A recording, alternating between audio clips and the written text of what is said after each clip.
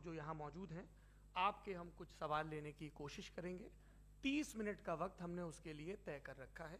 इस तरह से ये 2 घंटे की बहस पूरी होगी। 2-3 बुनियादी बातें हैं जिनका हमें ध्यान रखना है। किसी भी किस्म की नारेबाजी में हमें शरीक नहीं होना है। ये हल्ला गुल्ला नहीं है, क्योंकि पूरी दुनिया देख रही है, तो एक नज़ीर कायम करनी है, एक उदाहरण लोगों के सामने रखना है कि पढ़े लिखे लोग इत्तेफाकी और नाइत्तेफाकी रखते हुए भी, एक दूसरे से सहमति और असहमति रखते हुए भी बात कह सकते हैं। यहाँ पर मेरे JNU के प्रोफेसर बैठे हैं, पुरुषोत्तम अग्रवाल जी, जिन्होंने हमें क्लास में सिखाया है कि सहमति का साहस और असहमति का विवेक, और इसका ठीक उलट भी, ये बड़ा जरूरी है। दूसरी बात, ये किसी एक धर्म के बारे में बहस नहीं है, ये बात सबको स्पष्ट होनी चाहिए। किसी धर्म को महान बताने या किसी धर्म को कमतर बताने की ये बहस नहीं है। तो यदि कोई इस उम्मीद से देख रहा है या यहां आया है, तो मैं आपको आश्वस्त करना चाहता हूं कि आपको नाउम्मीदी हाथ लगेगी। इस बहस में बहुत ज्यादा धार्मिक प्रतीकों के इस्तेमाल को लेकर भी ये दोनों लोग जो अभी आपको गंभीर दिख रहे हैं, भले लोग हैं, कल शाम को चाय पर मिले थे, बहुत हंसी मजाक भी इनके बीच हुआ था और गलबैयां डालते हुए एक तस्वीर भी हुई थी। ये इस बात का प्रमाण है कि इंटरनेट पर जो हल्ला मचा हुआ है उसके मुकाबले ये दोनों लोग बहुत ही अच्छे शांत ढंग से बहस के लिए राजी हो गए हैं। ट्विटर की बातें ट्विटर तक सीमित, एलन मस्क आजकल उसको एक्स कहते हैं। और अब इस बहस की शुरुआत मैं इन विद्वानों का, हालांकि इनको परिचय की जरूरत नहीं, पर हो सकता है, हमें पत्रकारिता में सिखाया जाता है कि नेवर अज्यूम, विज्ञान भी यही कहता है। मुफ्ती शमाइल नदवी साहब इस्लामिक विद्वान, शिक्षाविद हैं, कोलकाता के वाहियान फाउंडेशन के संस्थापक हैं, लखनऊ की प्रतिष्ठित दारुल उलूम नदवतुल उलमा से ग्रेजुएशन किया है, सोशल मीडिया और सार्वजनिक मंचों पर अध्यापन और बौद्धिक कामों में सक्रिय हैं और इस समय इंटरनेशनल इस्लामिक यूनिवर्सिटी मलेशिया से PhD कर रहे हैं। अच्छी बात यह है कि पढ़ाई के साथ साथ ट्रैवल ब्लॉग भी बनाते हैं। पेट्रोनस टावर के सामने का ब्लॉग हमने देखा। हमारे साथ जावेद अख्तर साहब हैं। जावेद अख्तर साहब कवि हैं, शायर हैं, गद्य भी लिखते हैं, फिल्मों के लिए संवाद लिखे हैं, गीत लिखे हैं। इससे इतर ये वैज्ञानिक सोच को लेकर या अपने डिक्लेयर्ड एथिज्म को लेकर भी मुखर रहते हैं और अपने तहीं रैशनैलिटी की बात करते हैं। देवियों और सज्जनों, डज गॉड एग्जिस्ट?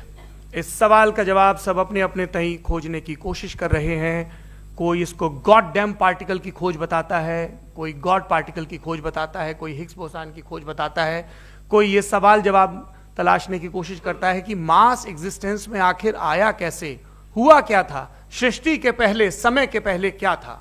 और कोई ये कहता है कि ये सारी खोजें जिस मस्तिष्क में हो रही हैं प्रकृति के क्रम में, वो कैसे विकसित हुआ।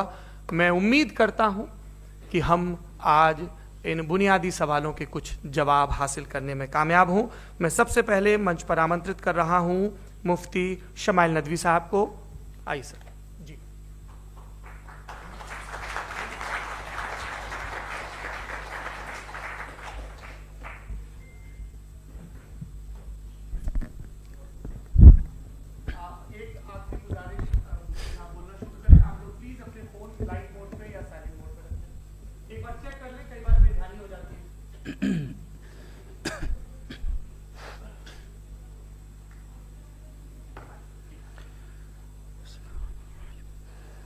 तमाम तारीफ़ें उस क्रिएटर के लिए जिसने इस यूनिवर्स को एक मकसद के तहत पैदा किया है। रिस्पेक्टेड जनाब जावेद अख्तर साहब, मिस्टर सौरभ द्विवेदी और respected audience, thank you all for being here today. आज की डिबेट में चूंकि हम बात करने वाले हैं डज गॉड एग्जिस्ट के टॉपिक पर, तो ये एक ऐसा टॉपिक है जिसके मुताल्लिक कोई भी डिसीजन लेने के लिए अलग अलग स्टैंडर्ड्स हो सकते हैं। लिहाजा डिबेट के शुरू में यह जरूरी है कि हम ये जान लें कि आज के इस टॉपिक में कौन सा स्टैंडर्ड सही होगा और कौन सा गलत होगा। सबसे पहला स्टैंडर्ड जिसे मैं समझता हूं कि हमारे रिस्पेक्टेड जनाब जावेद अख्तर साहब बड़ी तेजी के साथ उसकी तरफ लपकेंगे, वो है साइंस। जबकि साइंस दर हकीकत खुदा के एग्जिस्टेंस को डायरेक्टली साबित करने या उसके एग्जिस्टेंस को डिनाई करने के लिए स्टैंडर्ड नहीं बन सकती। और उसकी वजह क्या है, ये मैं नहीं कह रहा, ये वो लोग कह रहे हैं जो साइंस के एक्सपर्ट्स हैं। नेशनल एकेडमी ऑफ साइंस कहती है science doesn't have the processes to prove और disprove the existence of God. Why? क्योंकि साइंस का ताल्लुक एम्पेरिकल एविडेंस से है और एम्पेरिकल एविडेंसेस का ताल्लुक हमारे नेचुरल और फिजिकल वर्ल्ड से है, जबकि गॉड नॉन फिजिकल और सुपर नेचुरल रियलिटी है। लिहाजा नॉन फिजिकल रियलिटी को आप उस टूल के साथ नहीं चेक कर सकते जिसका काम फिजिकल रियलिटी को तलाश करना है। लिहाजा आज इस डिबेट में गॉड की एग्जिस्टेंस को साबित करने या उसे डिनाई करने में साइंटिफिक एविडेंस को एक्सेप्ट नहीं किया जाएगा। दूसरा स्टैंडर्ड हो सकता है रेविलेशन, कि रेविलेशन के जरिए हम यह साबित करें कि गॉड एग्जिस्ट करता है या नहीं। लेकिन यह स्टैंडर्ड भी आज इररेलेवेंट है। क्यों? क्योंकि रेविलेशन मेरे नजदीक सोर्स ऑफ नॉलेज है, वैलिड सोर्स ऑफ नॉलेज है, लेकिन हमारे जावेद अख्तर साहब के नजदीक ये वैलिड सोर्स ऑफ नॉलेज नहीं है। लिहाजा आज की डिबेट में मैं एक भी एविडेंस किसी भी मजहबी स्क्रिप्चर से नहीं दूंगा ताकि जावेद अख्तर साहब के लिए वो अनएक्सेप्टेबल ना हो। तीसरा जो मेयार हो सकता है वो है ऑब्जर्वेशन, कि भाई कोई कहे कि हमें खुदा दिखाओ, अगर है तो दिखाओ, या ये कि खुदा के एग्जिस्टेंस पर एम्पेरिकल एविडेंस दो, तो ये है दर हकीकत गलत टूल का इस्तेमाल करना। ये ऐसा ही है कि जावेद साहब मुझसे ये मुतालबा करें कि मुफ्ती साहब आप मेटल डिटेक्टर के जरिए प्लास्टिक डिटेक्ट करके दिखाएं। अब चूंकि प्लास्टिक डिटेक्ट नहीं हो पा रही है लिहाजा plastic does not exist. No, you are using the wrong tool. इस टूल से प्लास्टिक को डिटेक्ट नहीं किया जाता। लिहाजा मैं समझता हूं कि गॉड के एग्जिस्टेंस पर एम्पेरिकल एविडेंस का मुतालबा करना एक बचकाना मुतालबा है और हमारे रिस्पेक्टेड जनाब जावेद अख्तर साहब इस स्टेज से अब बहुत आगे निकल चुके हैं। अब बचता है एक ही स्टैंडर्ड, और वो स्टैंडर्ड है अक्ल, लॉजिक, रीजनिंग। और यही वो स्टैंडर्ड है जिसके तहत गॉड की एग्जिस्टेंस को साबित किया जाएगा या गॉड की एग्जिस्टेंस को डिनाई किया जाएगा। लेकिन चूंकि ये बहुत इंपॉर्टेंट और सेंसिटिव टॉपिक है, इसलिए लॉजिकल आर्ग्यूमेंट भी ऐसा होना चाहिए जो डेफिनेटिव हो, इनडेफिनेटिव ना हो, जो 2 और 2 4 की तरह बिल्कुल वाजे हो, जिसे लॉजिकली रिजेक्ट करना पॉसिबल नहीं हो। फॉर एग्जाम्पल हम कहें हमारे रिस्पेक्टेड मिस्टर सौरभ साहब, ये एक इंसान है और तमाम इंसान कॉन्शियस बीइंग है, लिहाजा नतीजा क्या निकला, हमारे सौरभ साहब भी कॉन्शियस बीइंग है। क्या ये इनडेफिनेट आर्ग्यूमेंट है या डेफिनेट आर्ग्यूमेंट है? ये डेफिनेट आर्ग्यूमेंट है। ये 2 और 2 की तरह वाजे है, इसमें किसी तरह जो है लॉजिकली इसको रिजेक्ट नहीं किया जा सकता। तो अगर आज हमारे जावेद अख्तर साहब ऐसी कोई अकली दलील और लॉजिकल एविडेंस दें खुदा के ना होने पर जो डेफिनेट भी हो, तो मैं ये ऐलान करता हूं कि यकीनन मैं उस एविडेंस को कबूल करूंगा और उस पर गौर करूंगा। लेकिन साथ में यह भी ऐलान कर देता हूं प्रेडिक्शन के तौर पर कि ऐसा कोई डेफिनेट आर्ग्यूमेंट कोई नहीं पेश कर सकता। दलील हम देंगे और डेफिनेटिव दलील देंगे, लॉजिकल दलील देंगे, ऐसी दलील देंगे जो एंटायर एथिस्टिक वर्ल्ड उसे रेफ्यूट नहीं कर सकती। चलें अब हम एक एग्जाम्पल सोचते हैं, एक सिनेरियो, सिंपल सिनेरियो, तमाम ऑडियंस से गुजारिश है, हम और आप एक आइसोलेटेड आइलैंड पर हैं, ऐसा आइलैंड जहां पे हमसे पहले कोई कभी नहीं गया। चलते चलते आपके सामने अचानक आपने देखा एक पिंक कलर की बॉल पड़ी हुई है। सबसे पहला सवाल आपके जहन में क्या आएगा कि ये बॉल यहां क्यों आई, कैसे आई, ये पिंक कलर की ही क्यों है, कोई और कलर भी हो सकता था, ये इसी शेप में क्यों है, कोई और शेप भी हो सकता था। नेचुरली आप इस तरफ पहुंचेंगे कि कोई ना कोई है जिसने इन स्पेसिफिक प्रॉपर्टीज के साथ इस बॉल को बनाया है और यहां पे रखा है। चूंकि आप जानते हैं कि ये जो बॉल है इसका एग्जिस्ट करना जरूरी नहीं है, ये एग्जिस्ट कर भी सकती थी, नहीं भी कर सकती थी, और एग्जिस्ट करना ही था तो किसी और फॉर्म में करती, किसी और कलर में करती। अब आप इस बॉल को एक्सपैंड करते चले जाएं, एक्सपैंड करते चले जाएं, एक्सपैंड करते चले जाएं, यहां तक कि ये बॉल यूनिवर्स के साइज की हो जाए। बताइए कि क्या साइज के बढ़ जाने से सवाल बदल जाएगा? हरगिज नहीं बदलेगा। अभी भी सवाल रहेगा ये यूनिवर्स कहां से आया, इन स्पेसिफिक प्रॉपर्टीज के साथ कहां से आया, क्यों आया, किसने बनाया, यह सवाल उस वक्त भी वैलिड रहेगा।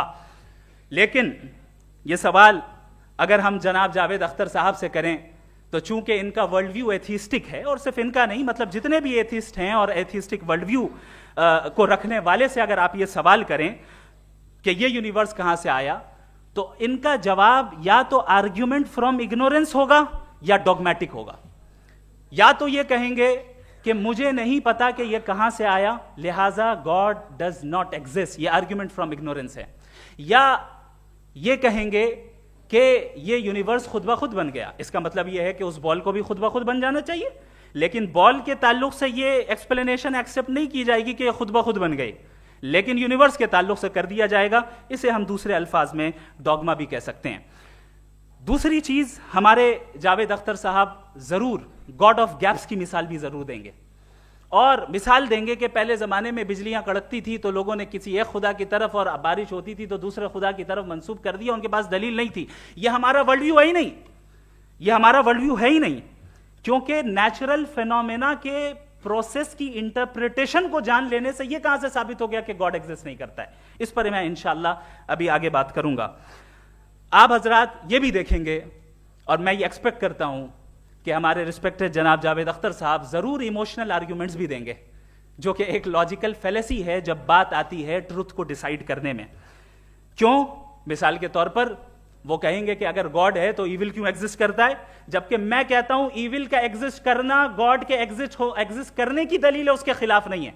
चूंकि अगर गॉड है तो हम सब उसके सामने अकाउंटेबल हैं, और अगर हम अकाउंटेबल हैं तो अकाउंटेबिलिटी के लिए ईविल का मौजूद होना जरूरी है, उसके बगैर हम अकाउंटेबल नहीं हो सकते। और अगर हम अकाउंटेबल नहीं हैं तो हम जनाब जावेद अख्तर साहब से पूछेंगे कि आप बताएं कि फिर सफरिंग इस दुनिया में क्यों है? अगर खुदा नहीं है तो सफरिंग क्यों है? और उन लोगों के जज्बे का क्या जिनके अंदर सफरिंग के बाद इंतकाम लेने का जज्बा पाया जाता है और वो इस दुनिया से ऐसे ही चले गए, क्या उनकी सारी तकलीफें बेकार चली जाएंगी? अब आ जाएं उसी एग्जाम्पल की तरफ कि बॉल, मुझसे अगर कोई पूछे इस बॉल को किसने बनाया और या इस एक्सपेंडेड बॉल को किसने बनाया, मैं कहूंगा कि चूंकि ये यूनिवर्स और इस यूनिवर्स की तमाम चीजें कॉन्टिंजेंट हैं। कॉन्टिंजेंट होने का मतलब ये होता है कि जो अपने एग्जिस्टेंस पे किसी के ऊपर डिपेंड करती हो, तो जाहिर है ये यूनिवर्स कॉन्टिंजेंट है। और अगर कोई चीज कॉन्टिंजेंट नहीं है तो मैं रिक्वेस्ट करूंगा कि मुझे दिखा दें कि कौन सी चीज यूनिवर्स में कॉन्टिंजेंट नहीं है, हम भी जरा गौर कर लें और हम भी देख लें। और जब कॉन्टिंजेंट चीजें मौजूद हैं तो फिलोसोफर्स की इस्तिलाह के मुताबिक, हम उस टर्मिनोलॉजी के मुताबिक हम उस जगह तक पहुंचते हैं और उस हस्ती तक पहुंचते हैं जिसे नेसेसरी बीइंग कहा जाता है, कि ये वो नेसेसरी बीइंग है जिसका मौजूद ना होना नामुमकिन हो। क्योंकि अगर ये मौजूद ना हो तो सारी चीजें एग्जिस्टेंस में आएंगी ही नहीं, और ये सारी कॉन्टिंजेंट चीजें उसी के ऊपर डिपेंड करती हैं। अब अगर आप ये सवाल करते हैं कि फिर उस हस्ती को किसने बनाया, फिर उसका कॉज क्या है, फिर उसका कॉज क्या है, फिर उसका कॉज क्या है, और एंडलेसली चले जाएं, इसे हम कहते हैं इन्फिनिट रीग्रेस ऑफ कॉजेस, जो कि लॉजिकल फेलेसी है। कॉन्सेप्चुअली इंफिनिटी पॉसिबल है। मिसाल के तौर पे न्यूमेरिकल्स 1 2 3 गिनते चले जाएं, इन्फिनिट नंबर्स हैं। मैं कॉन्सेप्चुअली बात नहीं कर रहा, प्रैक्टिकली रियलिटी में साबित करके दिखाएं कि infinite regress of causes possible हैं या नहीं। अगर पॉसिबल हैं तो हम मान लेंगे, मिसाल दे दें, और पॉसिबल नहीं है तो एक ही ऑप्शन बचता है जिसे हम कहते हैं नेसेसरी बीइंग। ऐसी नेसेसरी बीइंग जो इंडिपेंडेंट है, क्योंकि अगर वो डिपेंडेंट हुई तो वो नेसेसरी नहीं रहेगी। ऐसी इंडिपेंडेंट बीइंग जो इटर्नल है, अगर वो इटर्नल नहीं होगी, उसकी बिगिनिंग होगी तो वो खुद कॉन्टिंजेंट है। ऐसी बीइंग जो पावरफुल है, क्योंकि कॉन्टिंजेंट को एक्चुअलाइज करने के लिए पावर चाहिए। ऐसी बीइंग जो इंटेलिजेंट है और नॉलेजेबल है, क्योंकि ये यूनिवर्स स्पेसिफिक फॉर्म और स्पेसिफिक लॉज ऑफ नेचर के तहत प्रिसाइजली चल रहा है। थैंक यू मुफ्ती साहब। मैं इन दलीलों के बाद जावेद अख्तर साहब से गुजारिश करूंगा, आप बैठ के बोलना चाहेंगे या बाहर? जी।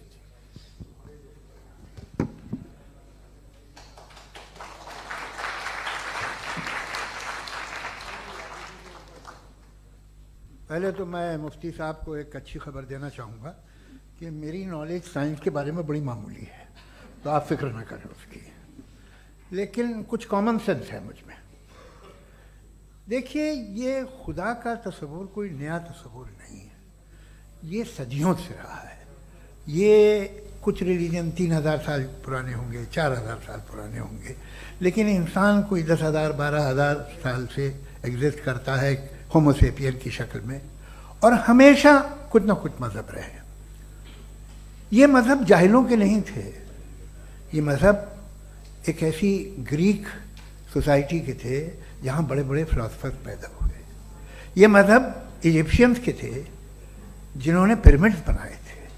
ये रोमन्स के थे कि जिनका आर्किटेक्चर और सेनेट यानी पहली बुनियाद डेमोक्रेसी की, लिमिटेड थी मगर डेमोक्रेसी थी, ये उन लोगों ने किए थे। तो इनका जो जुपिटर था, रा था, ज़्यूस था, उन्हें उस पर इतना ही एतमाद था जितना आज किसी मजहबी आदमी को अपने खुदा पे होगा। क्रिश्चियनिटी आने से पहले यूरोप में एक मजहब था जर्मेनिक रिलीजन। उसका एक खुदा था, उसकी एक बीवी थी, उसके 2 बेटे थे, एक बेटी थी। फिर जर्मनी में जब यूरोप में क्रिश्चियनिटी आई तो वो खुदा, उसकी बीवी और पूरे ख़ानदान चला गया। तो हमने, अगर हम हिस्ट्री देखें तो खुदा जो हैं वो ज़्यादातर फ़नी है, वो हमेशा रहे नहीं। और वो जो लोग इन्हें मानते थे उनको आप कहें वो तो जाहिल थे, उन्हें तो कुछ पता ही नहीं था, ऐसा नहीं है। वो अपने वक्त में बड़े काबिल लोग थे और अपने वक्त में उन्होंने बड़े बड़े काम किए हैं, फिलोसफर्स थे, साइंटिस्ट थे। लेकिन उनका मजहब कहाँ गया, उनके खुदा कहाँ गए? आज जो खुदा हैं दुनिया में लोग उन्हें मानते हैं। आपको क्या मालूम कि कितने बरसों के बाद क्या होने वाला है? हम यूरोप में देखते हैं तो चर्च खाली हैं। तो वक्त के साथ चीज़ें बदलती हैं। जहाँ तक इसका ताल्लुक है मजहबों का, हर मजहब आपसे एक चीज़ मांगता है, फेथ। ये फेथ क्या चीज़ होती है? What is the difference between faith and belief?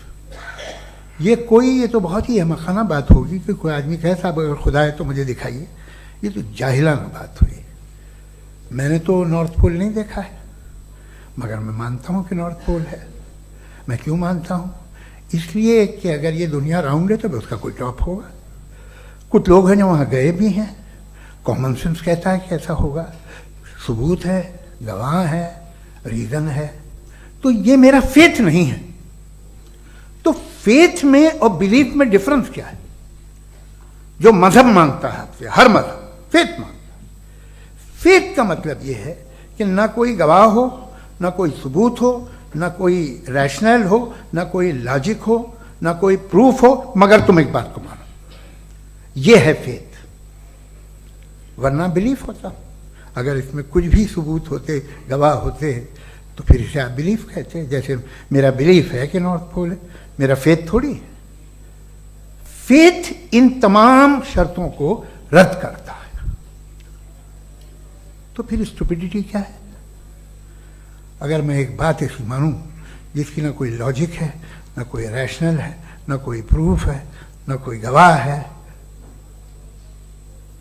ना कोई सबूत है, और मैं उसे मानूं, तो ये स्टुपिडिटी हुई। इसे ही भाई कल को मैं यकीन कर लूं कि एलॉन मस्क जो है मेरा भाई है, तो मुझे इंतहाई खुशी होगी, सुकून भी बहुत मिलेगा मुझे। लेकिन और कहे भाई क्यों मानते हो, क्या सबूत है भाई, वो तो अमेरिकन है और तुम तो इंडियन हो, वो तो नस्ल अलग है, तुम्हें कभी मिले भी नहीं। साहब देखिए मेरा फेथ है, इस पर बात न किया। फेथ का मतलब ही यह है कि आप प्रूव नहीं कर सकते। अगर आप प्रूव कर सकते हो तो फेथ की जरूरत ही नहीं, फिर तो आप बात करेंगे, आप कितनी बहस कर लीजिए। अल्टीमेटली दुनिया का हर मजहब फेथ पे टिका है, और फेथ का मतलब है एक ऐसा यकीन जिसका कोई सबूत, कोई गवाह, कोई रैशनल नहीं। अब आप ये कहें, क्या आप ये क्यों कह रहे हैं कि साहब ये कायनात किसने बनाई? कमाल ये है कि आपने बताया कि एक आइलैंड पर गए और एक बॉल देखी। आपने ये नहीं कहा कि आइलैंड किसने बनाया, आपको सिर्फ बॉल पे हैरत हुई। हमने आइलैंड पे हमने हैरत नहीं की, होते हैं आइलैंड। इसी तरह ये आइलैंड है, सितारे, ये गैलेक्सीज, ये सब आइलैंड हैं, खला में। हम उन्हें टेकन फॉर ग्रांटेड लेते हैं, हम पूछते नहीं किसने बनाए। आपने जजीरे के बारे में भी नहीं पूछा है। मेरी पैदाइश कैसे हुई? क्या मैं प्लान पैदा हुआ था? I was plan to be born. या एक लकी स्पर्म था जो किसी एग से चिपक गया। मेरी पैदाइश रैंडम। और इंसाफ जिसे आप कहते हैं, इंसाफ का तो नेचर से कोई वास्ता ही नहीं है। जो आप कहते हैं कि एक दिन इंसाफ मिलेगा, इंसाफ is a human concept. Nature में कोई इंसाफ नहीं। अगर शेर हिरन को खा जाता है तो उसे कोई सजा नहीं मिलती। अगर एक आंधी आती है और हरे भरे पेड़ों को उखाड़ के फेंक देती है तो आंधियों की जेल नहीं होती है। नेचर में इंसाफ नहीं, इसलिए वो नेचर को इंसाफ की जरूरत भी नहीं। नेचर तमाम एक है। अब हम कहें कि साहब ये देखिए जो मैंने खाना खाया था ये मेरी आंख तो नहीं यूं कर दिया उसे तो इसे सजा मिलनी नहीं, वो सिस्टम है, ऐसे ही चल रहा है। नेचर बगैर इंसाफ के है। इंसाफ इज अ ह्यूमन कॉन्सेप्ट। तो जो आपसे कहता है कि मैं तुम्हें इंसाफ दूंगा वो इंसानी जहन की पैदावार है। ये नेचुरल है ही नहीं, ये आसमानी है ही नहीं। नेचर का तसव्वुर, इंसाफ का तसव्वुर। भाई आप साथ मिलते हैं, अब आप लेफ्ट हैंड ड्राइव करते हैं, ये क्या है? तमाम सच, तमाम नेकी, तमाम शराफत लेफ्ट हैंड ड्राइव है। वरना क्या होगा, या तो आप क्रॉस कर देंगे, आपका एक्सीडेंट हो जाएगा, या आप किसी को मार देंगे, या ट्रैफिक जैम हो जाएगा। झूठ, बेईमानी, रिश्वतखोरी, ये तमाम जो है driving on the wrong side है। इसके ऊपर कुछ नहीं। ये तो हमने बनाया, जैसे हमने लेफ्ट हैंड ड्राइव बनाई है। ये कॉन्सेप्ट ऑफ इंसाफ जो है ये हमारा है, इसका नेचर से कोई वास्ता नहीं। शेर खा जाता है हिरन को, उसे जेल होती है क्या? कुछ भी नहीं, है ही नहीं। तो ये जो दुनिया के रिलीजन प्रॉमिस करते हैं आपसे इंसाफ, इसी से मालूम होता है कि ये मैन मेड है। ये तसव्वुर कहीं और का है ही नहीं। जो नेचर है, कुछ लोग कहते हैं नेचर ही खुदा है, तो नेचर में तो इंसाफ नहीं कहीं। और आप वादा कर रहे हैं कि तुम्हें मरने के बाद इंसाफ मिलेगा। मुझे अगर मिलेगा तो मैं बहुत खुश होऊंगा, लेकिन मैं यकीन नहीं कर पाता हूं, इसलिए कि मैं फेथ नहीं पैदा कर सकता। The very fact that religions demand faith, इसका मतलब है कि उनके पास जस्टिफिकेशन नहीं है। अच्छा था फिर रिलीजन अगर मॉडरेशन में है, कोई सा भी नहीं, वो आप में कुछ खूबियां भी पैदा करता होगा, देखिए उससे ये फ़ायदा है, वो फ़ायदा है। अल्कोहल जो है वो ज़्यादातर दवाओं में यूज़ होती है। और एक सर्वे किया गया था अमेरिका में कि लॉन्जेटिविटी किन लोगों की है, तो एक तरफ वो लोग थे जो शराब पीते ही नहीं थे, और एक तरफ वो थे जो एक बोतल शराब रोज पीते थे। सबसे ज़्यादा लंबी उम्र की है जो 2 पैक नाप के शराब पीते हैं और खाना खाते हैं। मगर हम शराब को बुरा समझते हैं, मैं भी बुरा समझता हूँ। क्यों? ऐसा होता नहीं। कुछ चीज़ों में आदत होती है जो बढ़ती है। आज तक में एक आदमी दूध पीता है, आप 10 साल बाद भी मिलेंगे तो एक ही गिलास पीता होगा। ऐसा नहीं होता, सुबह से दूध पीता रहता है। मिल्कोहलिक मैंने नहीं देखे, अल्कोहलिक होते हैं। ये टेंडेंसी है मजहब की कि वो बढ़ता है, जैसे कैंसर बढ़ता है, जैसे शराब बढ़ती है। कुछ लोग होंगे जो उसे सही तरह से यूज़ करते हैं। मुझे यकीन है कि हमारे मुफ्ती साहब भी उनमें से एक, इनसे बहुत खुशी हुई मुझे इनसे मिलकर। लेकिन कितने लोग हैं कि आज आप देखते हैं दुनिया में जो तबाहियाँ हैं, इनमें कितना हाथ है उन लोगों का जो बिलीवर कहते था मजहब ये नहीं कहता, ना कहता होगा, मगर जब ये मजहब पीते हैं तो ऐसे बिहेव करते हैं। थोड़ा सा अगर हो तो शायद बहुत अच्छी बात, लेकिन शराब थोड़ी सी नहीं रहती, उसमें टेंडेंसी है पहले। थोड़ा सा अगर 2-3 कैंसर के सेल हो ना बॉडी में तो आदमी स्लिम रहेगा, लेकिन वो 2-3 सेल नहीं रहते, वो मल्टीप्लाई होते हैं। जावेद साहब टाइम पूरा हो गया। टाइम हो गया, तो बस बात खत्म हो गई। अच्छा, मुझे कुछ और कहने को था भी नहीं।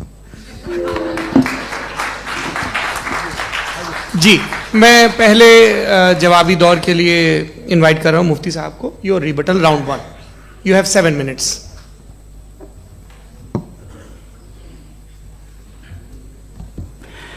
Thank you very much Javed साहब। आपकी बात को सुनकर बड़े महजूज हुए हम लोग। महजूज, do you understand? We enjoyed. Okay, अब थोड़ा सा लॉजिकली उसको हम लोग देखते हैं। दरअसल हम लोगों ने कल गुजारिश की थी मुफ्ती साहब से भी, जावेद साहब से भी, कि हिंदुस्तानी जबान आम फहम सबको समझ में आ जाए और जहां कहीं आप मुश्किल शब्द इस्तेमाल करें वहां बताते भी चलें। Thank you. तो सबसे पहले हमारे रिस्पेक्टेड जावेद साहब ने हवाला दिया कि खुदा फानी है। कितने मजहब आगे चले गए, किसी ने जुपिटर को खुदा माना, किसी ने किसी को माना। मैं कहता हूं जिसने कॉन्टिंजेंट चीज को खुदा माना, गलत माना, वो खुदा ही नहीं, वो खुदा ही नहीं है। हम तो नेसेसरी बीइंग को साबित करने बैठे हैं, वो नेसेसरी कॉज जो इटरनल है, जो अबदी भी है और अजली भी है। हम किसी और को साबित करने नहीं बैठे। दूसरी चीज उन्होंने कहा कि फेथ एंड बिलीफ, ये एक ऐसी डेफिनेशन है फेथ की जो इन्होंने पहली मर्तबा पेश की है, या माफ कीजिएगा इन्होंने पहली मर्तबा पेश नहीं की है, रिचर्ड डॉकिंस ने पहली मर्तबा पेश की है। मुझे मालूम है ये सोर्स कहां से है। एपिस्टेमोलॉजिकली फेथ और बिलीफ का फर्क आप इस तरह नहीं कर सकते सर। फेथ सही भी होता है, गलत भी होता है, बिलीफ सही भी होता है, गलत भी होता है। जो लॉजिक, रीजन और एविडेंस से बैक्ड होगा वो फेथ सही होगा। और आप जिस फेथ की बात कर रहे हैं कि इलॉजिकल है और उसके पीछे नहीं है, तो we are on the same page. हम नहीं मानते उस फेथ को, जो फेथ ऐसा हो जिसके पीछे कोई लॉजिक ना हो, एविडेंस ना हो, हम नहीं मानते। हम तो उस फेथ के कायल हैं जिसके पीछे लॉजिक हो और एविडेंस हो। तो बिलीफ सही भी होता है, गलत भी होता है, फेथ भी सही होता है और गलत भी होता है। तो आज फेथ और बिलीफ के डिफरेंस पे बात नहीं हो रही। आज आप चाहे फेथ एक्सेप्ट कर लें या बिलीफ एक्सेप्ट कर लें, आज ये बात होगी कि ट्रूथ क्या है, चाहे ट्रू बिलीफ सही है या ट्रू फेथ सही है, और फॉल्स फेथ क्या है और फॉल्स बिलीफ क्या है, बात इस पे हो रही। दूसरी चीज इन्होंने पूछा स्टुपिडिटी फिर क्या है। अगर फेथ रिलीजन स्टुपिडिटी नहीं है तो और क्या है? चूंकि फेथ का मुतालबा करते हैं तो स्टुपिडिटी क्या है? मैं कहता हूं स्टुपिडिटी एथिज्म है। उसकी वजह यह है कि आप एक सड़क पे जा रहे हो और आप किसी गार्डन में जाएं और देखें वहां लिखा है फूलों के साथ I love Javed Akhtar, and I really do, I love you sir. So जब आप वहां पर पहुंचे तो वहां पहुंचकर अब ये बताएं, क्या आप ये कहेंगे वाह व्हाट अ नेचुरल सिलेक्शन? ये क्या नेचुरल सिलेक्शन है? नहीं, ये प्रिसाइजली डिजाइंड है, इसके पीछे डिजाइनर है। लिहाजा अगर कोई एक ऐसी कॉमन सेंस की बात को कबूल नहीं कर रहा है कि यूनिवर्स जो इतने प्रिसाइजली काम कर रहा है, हम कह दें कि खुद ब खुद बन गई, मैं समझता हूं इससे बड़ी स्टुपिडिटी और कुछ नहीं है। ये रैशनल चीज है। फिर हमारे सर ने कहा कि आपने बॉल पे फोकस किया, आइलैंड पे फोकस नहीं किया। अरे आइलैंड को किसने बनाया यही समझाने के लिए तो बॉल की मिसाल दे रहा हूं। और बॉल भी कॉन्टिंजेंट है, आइलैंड भी कॉन्टिंजेंट है, दोनों नेसेसरी बीइंग का मुतालबा करते हैं। आगे इन्होंने कहा कि नेचर में कोई इंसाफ नहीं है। हम डिसाइड करते हैं कि मोरालिटी क्या होती है, इंसाफ क्या होता है। हम डिसाइड करते हैं, जैसे ड्राइविंग सीट में ट्रैफिक वाला, ये तो किसी खुदा ने नहीं कहा, ये है, इसे कहते हैं फॉल्स इक्विवेलेंस। ये एक लॉजिकल फेलेसी है। आपने जो है मिसाल दी ड्राइविंग की और ट्रैफिक की, ये सब्जेक्टिव मोरालिटी है। आप सब्जेक्टिव मोरालिटी को मिसाल बनाकर ऑब्जेक्टिव मोरालिटी के ऊपर नहीं थोप सकते। इंसाफ की ऑब्जेक्टिव मोरालिटी। अगर आप ये कहते हैं कि नेचर में इंसाफ नहीं है, तो इंसाफ का न होना ये नेचुरल हुआ, तो फिर नेचर को नेचर रहने दे। क्यों हम इतना स्ट्राइव कर रहे हैं दुनिया में इंसाफ लाने के लिए? ये तो इलॉजिकल बात है, इरैशनल बात है। इसलिए बहुत सी चीजें ऐसी हैं जो ऑब्जेक्टिवली जो है इविल या गुड हैं, और बहुत सी चीजें ऐसी हैं जो सब्जेक्टिवली हैं। सब्जेक्टिवली जो मोरल होता है या इमोरल होता है, उसको हम सोशल कंसेंसस से या पर्सनल प्रेफरेंस से डिसाइड करते हैं। लेकिन जो ऑब्जेक्टिव मोरालिटी है, जिसमें इंसाफ आया, जो इन्होंने बार बार रिपीट किया, ये ऑब्जेक्टिव है, सब्जेक्टिव नहीं है। अगर आप कहते हैं ये सब्जेक्टिव है, तो मेरा सवाल आपसे यह है, क्या सोशल कंसेंसस के जरिए अगर जुल्म को सही करार दे दिया जाएगा तो आप जुल्म को जस्टिफाई करेंगे? दूसरी चीज इन्होंने यह कहा कि 2 पैक शराब पी लें तो वो उतने पे नहीं रहता, बढ़ जाता है। यही मामला मजहब के साथ है।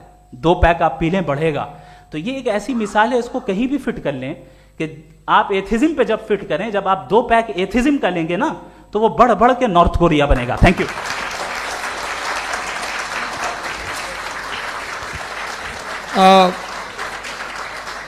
फर्स्ट राउंड की रिबटल के लिए मैं जावेद साहब को इनवाइट कर रहा हूं। आपके पास 7 मिनट का वक्त है, रीसेट कर दीजिएगा प्लीज। मुझे इस बात की खुशी है कि मुफ्ती साहब ने भी मान लिया कि नेचर में कोई इंसाफ नहीं है। तो कोई भी चीज़ जो इंसान ने नहीं बनाई है उसमें इंसाफ नहीं होता है। एक बात मैं आपसे अर्ज़ करूँ, जरा पता लगा लीजिएगा, ये जो आप बाग में जाते हैं बेहद खूबसूरत फूल देखते हैं ना, इनमें से कोई नेचुरल नहीं है। ये सारे फूल क्रॉस करके बनाए गए हैं। जो जंगल में फूल होते हैं नहायत मामूली होते हैं, ये फूल इंसानों ने बनाए हैं। जो आप बाग में देख के वाह वाह कहते हैं, ये इंसानों के बनाए हुए हैं। डिफरेंट फूलों को क्रॉस करके, डेवलप करके, फिर क्रॉस करके इस तरह से बनाए गए। नेचुरल फ्लावर नहीं। किसी जंगल वीरान में जाके आप गुलाब के फूल नहीं देखेंगे। ये सब बनाए हुए इंसान ने, बहुत से काम इंसान ने किए। बाकी है कि आपने मेरी एक बात का जवाब नहीं दिया, जिससे मुझे शिकायत है कि फेथ क्या है और आप फेथ मांगते क्यों हैं मुझसे। आप तो लॉजिकल हैं, आपके पास तो सारे रैशनल हैं, आपके पास सारे सबूत हैं, तो आपको फेथ की डिमांड क्यों करते हैं कि भाई तुम सरेंडर कर दो और सवाल मत करो। कोई मजहब सारे सवाल करने की इजाजत नहीं देता है और मना करता है कि ज़्यादा सवाल ना करो, बह जाओगे तुम। आप क्यों रोकते हैं? हकीकत यह है कि इंसानी तारीख क्या है। इंसानी तारीख ये है कि दुनिया में दो तरह के लोग हुए हैं। एक वो जिन्होंने अपनी लाइल्मी की परस्तिश की है, दूसरे वो जिन्होंने अपनी इग्नोरेंस या लाइल्मी से झगड़ा किया है और मालूम किया है कि क्या है। ये जो आप कह रहे हैं, आज आप हैरान हैं कि भाई ये यूनिवर्स कैसे बनी। लोग हैरान थे कि सूरज डूबता है तो इधर से कैसे निकलता। और आप एक कदम जाके हमेशा का मानने को तैयार है, एक कदम पीछे ही मान जाइए। भाई आप इसके बाद जाते हो, कहते सवाल ना करना कि ये कहाँ से आया, ये पावर तो हमेशा से हमेशा रहेगी। तो आप यूनिवर्स के बारे में मानने में क्या तकलीफ है? एक कदम पहले रुक जाइए। ये हमेशा से थी या नहीं थी, हमें मालूम नहीं है। और ये कहना कि हमें मालूम नहीं है, कमाल ये है कि दुनिया के सारे मजहब सब जानते हैं ये दुनिया कैसे बनी थी, कैसे मिटेगी, मरने के बाद क्या होगा, इनको सब इल्म है। इनको किसी को डायनासोर होते थे पहले ये नहीं पता था, किसी को नहीं पता। किसी भी दुनिया की मजहबी किताब में डायनासोर का जिक्र नहीं है। लेकिन बाकी सब बातें, how to make universe in 4 easy lessons and बाकी सब पता है। जिसको सब पता है वो गड़बड़ है। हम में ये इनकिसार, ये ह्यूमिलिटी होनी चाहिए कि हम ये कहें कि हमें ये बहुत सारी बातें नहीं मालूम, लेकिन हम उनकी परस्तिश ना करना, अपनी लाइल्मी को की परस्तिश ना करें, हम उसे पता लगाने की कोशिश करें। जिस दुनिया में आप बैठे हैं सर, ये हॉल जो है, ये इलेक्ट्रिसिटी जो है, ये माइक जो है, जिस हवाई जहाज से आप आए थे, वो जिस कार से आप यहाँ आए हैं, ये सब उन लोगों की बनाई हुई है जिन्होंने सवाल किए थे। ये दुनिया जिसमें आप आज आराम से हैं, ये उन लोगों की बनाई है कि जिन्होंने सवाल किए थे। और हर स्टेज पे इन सवालों को मकरूह कहा गया था, गलत कहा गया था। आप जरा तारीख पढ़िए, एक बड़ी दिलचस्प किताब है बर्ट्रैंड रसेल की, जिसमें उसने रिलीजन एंड साइंस कि कब से रिलीजन जो है साइंस के अगेंस्ट है। और हद तो यह है कि भाप के इंजन के खिलाफ थे, स्टीम इंजन के भी खिलाफ थे, और फतवे हुए उन पर, वेटिकन ने दिए। तो ये हमेशा, अभी जैसे ही ये राइट विंगर आते हैं अमेरिका में पावर में, तो वो जो अपना ये क्या बोलते हैं उसे, सीड क्या बोलते हैं, सीड क्या जो, हाँ नहीं सीड जो होते हैं जिस पे जी, नहीं भाई, वो जो ह्यूमन बॉडी के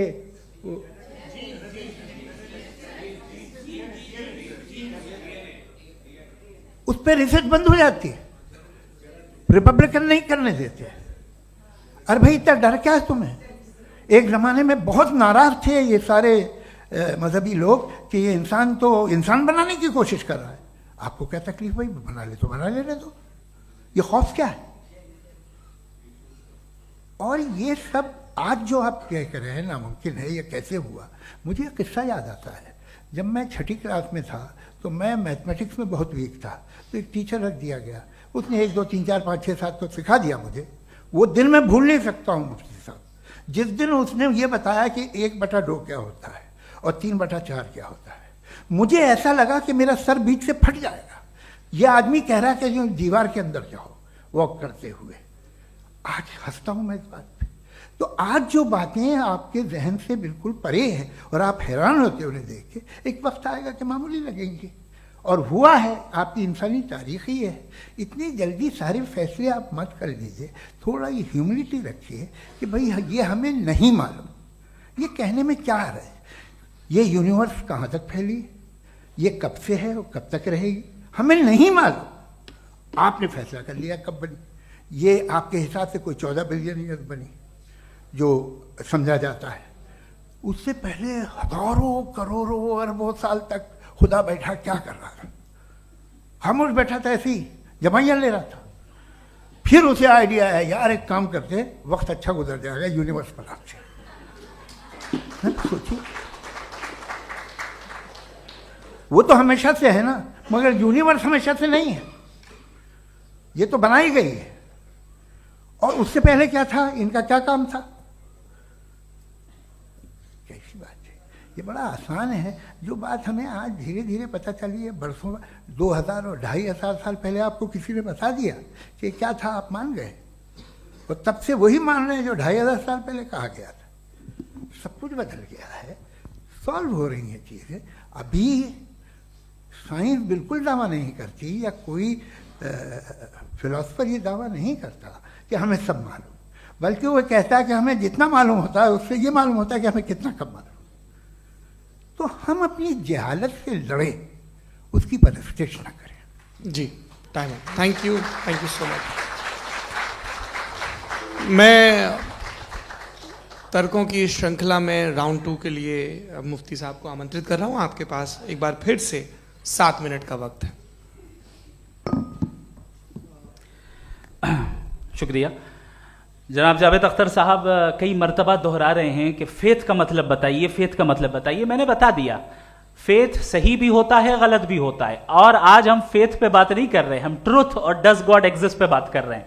क्या डज गॉड एग्जिस्ट, ये ट्रुथ यानी गॉड है या नहीं है, इसमें से दोनों ट्रुथ क्या है। अब आप उसे फेथ कह लें, बिलीफ कह लें, नॉट माई बिजनेस।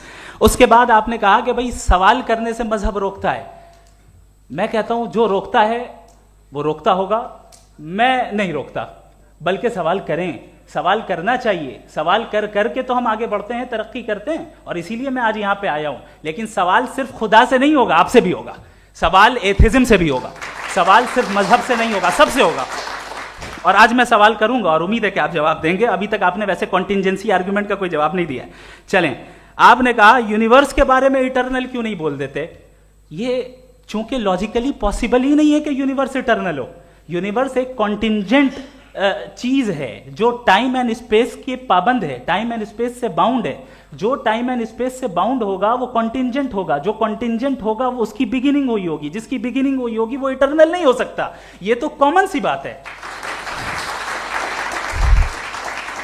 आपने कहा कि किसी मजहबी किताब में डायनासोर का जिक्र नहीं है। अफसोस कि आज तक किसी मैथमेटिक्स के किताब में मुझे डायनासोर का जिक्र नहीं मिला।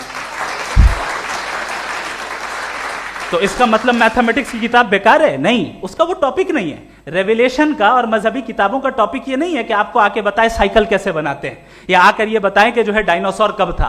वो तो मोरालिटी सिखाने आया है, गॉड के बारे में बताने आया, नॉन फिजिकल रियलिटी की हकीकत को सिखाने के लिए आया। रिलीजियन साइंस को रोकता है? नहीं रोकता। अगर रोकता है तो गलत करता है। रिलीजियन साइंटिज्म को रोकता है, जिसमें हमारे जावेद साहब मुब्तला है। साइंस और साइंटिज्म में फर्क है। साइंटिज्म यह है कि आप समझें कि साइंस और साइंटिफिक मेथोडोलॉजी ये नॉलेज को हासिल करने का वाहिद सोर्स ऑफ नॉलेज है। यह है साइंटिज्म। हम इसे रिजेक्ट करते हैं। हम साइंस को तो तरक्की करते हैं, भाई आप हमारी पूरी तारीख कर लें, पढ़ लें तो आपको पता चल जाएगा। बहरहाल ये अलग टॉपिक है। उसके बाद इन्होंने एक लफ्ज कहा, वेटिकन ने फतवा दिया। वेटिकन का फतवे से कोई ताल्लुक नहीं है, दोनों कॉन्ट्राडिक्टरी अल्फाज हैं। उसके बाद उन्होंने कहा कि भाई हमें नहीं मालूम। अगर नहीं मालूम तो क्लियरली कह देना कि नहीं मालूम है, इसमें क्या हरज है। तो वही तो मैं कह रहा हूं ना कि आप कह दें कि नहीं मालूम, लेकिन क्लेम क्यों कर रहे हैं कि गॉड एग्जिस्ट नहीं कर रहा है। आप कह दें नहीं मालूम है, हो सकता है हो सकता ना हो, लेकिन आप क्लेम कर रहे हैं। द मोमेंट यू से God does not exist. This is a claim. And now the burden of proof is upon you too. जैसे हमारे ऊपर है. और क्यों है मैं बताता हूं. क्यों है ये भी मैं बताता हूं. Philosophically जो क्लेम होता है ना, सिर्फ ये नहीं होता कि इंसान कहे पॉजिटिव क्लेम करे और नेगेटिव क्लेम करे तो बर्डन ऑफ प्रूफ नहीं है. आप मिसाल के तौर पे मैं कहूं कि फुला उस कमरे में कोई नहीं है, मैंने एक नॉलेज का क्लेम किया है. उस कमरे में कोई नहीं है, मैंने एक नॉलेज का क्लेम किया. या तो मैं कहूं मुझे नहीं पता, हो भी सकता है नहीं भी हो सकता है, this is not a claim. लेकिन जब मैं कह रहा हूं कि वहां कोई नहीं है या मैं कह रहा हूं वहां कोई है, दोनों क्लेम है और दोनों के ऊपर बर्डन ऑफ प्रूफ है. हमारे ऊपर भी बर्डन ऑफ प्रूफ है. मैंने कंटिजेंसी आर्ग्यूमेंट दिया, इसे तोड़कर दिखाइए. आखिरी चीज, इन्होंने कहा कि खुदा दुनिया बनाने से पहले 150 साल पहले या करोड़ों साल पहले क्या कर रहा था. अरे हजरत, चलें बहरहाल मैं जवाब दे देता हूं. आप हमारे रिस्पेक्टेड पर्सनालिटी हैं, अगर आप नहीं होते तो मैं ऐसे एंटरटेन ही नहीं करता. टाइम, ये 100 साल पहले या 100 साल बाद, पहले बाद में अभी, ये वो अल्फाज हैं जिनका ताल्लुक टाइम से है. टाइम शुरू ही हुआ है यूनिवर्स की बिगिनिंग के बाद, तो उसके पहले खुदा क्या कर रहा था. सवाल इलॉजिकल है, ये फेलेसी है. यानी आप ये कह रहे हैं कि यूनिवर्स के बनने से पहले खुदा क्या कर रहा था. टाइम के बनने से पहले, पहले का ताल्लुक टाइम से, टाइम उस वक्त था ही नहीं, तो ये सवाल ही इनवैलिड है खुदा के ताल्लुक से. दूसरी चीज, आर्ग्यूमेंट ऑफ कंटिजेंसी जो मैंने आपके सामने पेश की है, आपने बार बार ये प्रूफ किया और ये कह रहे हैं कि गॉड ऑफ गैप्स. देखिए पहले नहीं मालूम था, साइंस ने कर दिया. सिंपल्स की मिसाल से मैं समझा देता हूं. जिस गैप्स की आप बात कर रहे हैं ना, साइंस उन गैप्स को जिन चीज के जरिए भी प्रूव करेगा वो कॉन्टिंजेंट ही होगा. अब चाहे वो फोर्स हो, मैटर हो या एनर्जी हो. लिहाजा सवाल हमारा उस वक्त भी वैलिड होगा जब तक कि आप नेसेसरी बीइंग पे ना आ जाएं. और इन्फिनिट रिग्रेस पॉसिबल नहीं है of causes in practical world, तो जाहिर है कहीं रुकना पड़ेगा. जहां रुकेंगे वही खुदा है. दूसरी चीज, आपने ये क्या कह रहा था मैं, किस पॉइंट को? What? Oh no, after that. Just now. हाँ, जहां रुकेंगे वही खुदा है. बहरहाल, तो टाइम का जिक्र हो गया. गॉड ऑफ गैप, सॉरी, या इसकी एक मिसाल आप ले लें. एक कार है, एक साहब ने देखा कि भाई कार जो है उसके व्हील्स कितने अच्छे लगे हुए हैं सही जगह पे, स्टीयरिंग जो है कितने अच्छे जगह पे लगी हुई, और सीट्स कितने वेल डिजाइंड है, कितनी प्रिसाइजली ये कार काम कर रही है. तो जरूर कोई ना कोई इसे क्रिएट किया है, किसी ने क्रिएट किया है. अब जावेद साहब आए और कहे अरे जनाब बोनेट खोलिए, इसमें इंजन है, इंजन इस कार को चला रहा है, hence prove no one has created the car. This is illogical, this is irrational. आपने इंजन के जरिए उस गैप को तो साबित किया, लेकिन क्या उससे कार की जो क्रिएशन है और उसका जो क्रिएटर है ये इम्पॉसिबल हो जाए? ऐसा पॉसिबल है? उसका सवाल खत्म हो जाए, ऐसा पॉसिबल है? नहीं. आपने गैप्स को फिल करके, कॉन्टिंजेंट चीजों से गैप्स को फिल करके हमारे ऑब्जर्वेशन को और ब्रॉड कर दिया. अब हमें और पता चल गया कि ये जो कार है इसका सिस्टम कितना ज्यादा कॉम्प्लेक्स है. पहले कम समझते थे, अब कॉम्प्लेक्सिटी और ज्यादा वाजे हो गई. अब हमें समझ में आ रहा है कि हमारी सर्टेनिटी और बढ़ गई कि जरूर इस कार को किसी ना किसी ने बनाया. यही मामला यूनिवर्स का है. साइंस हमेशा फिजिकल वर्ल्ड की चीजों को ही फिल करती जाएगी और फिजिकल चीजों से ही करती जाएगी, चूंकि एम्पेरिकल एविडेंस का ताल्लुक फिजिकल वर्ल्ड से है. आप साइंस के जरिए मेटाफिजिकल रियलिटी को कभी साबित नहीं कर सकते. ये रॉन्ग टूल का इस्तेमाल करना है. ये वही काम है कि आप मेटल डिटेक्टर से प्लास्टिक डिटेक्टर करने चलें, जो कि जाहिर है सही नहीं है. Thank you.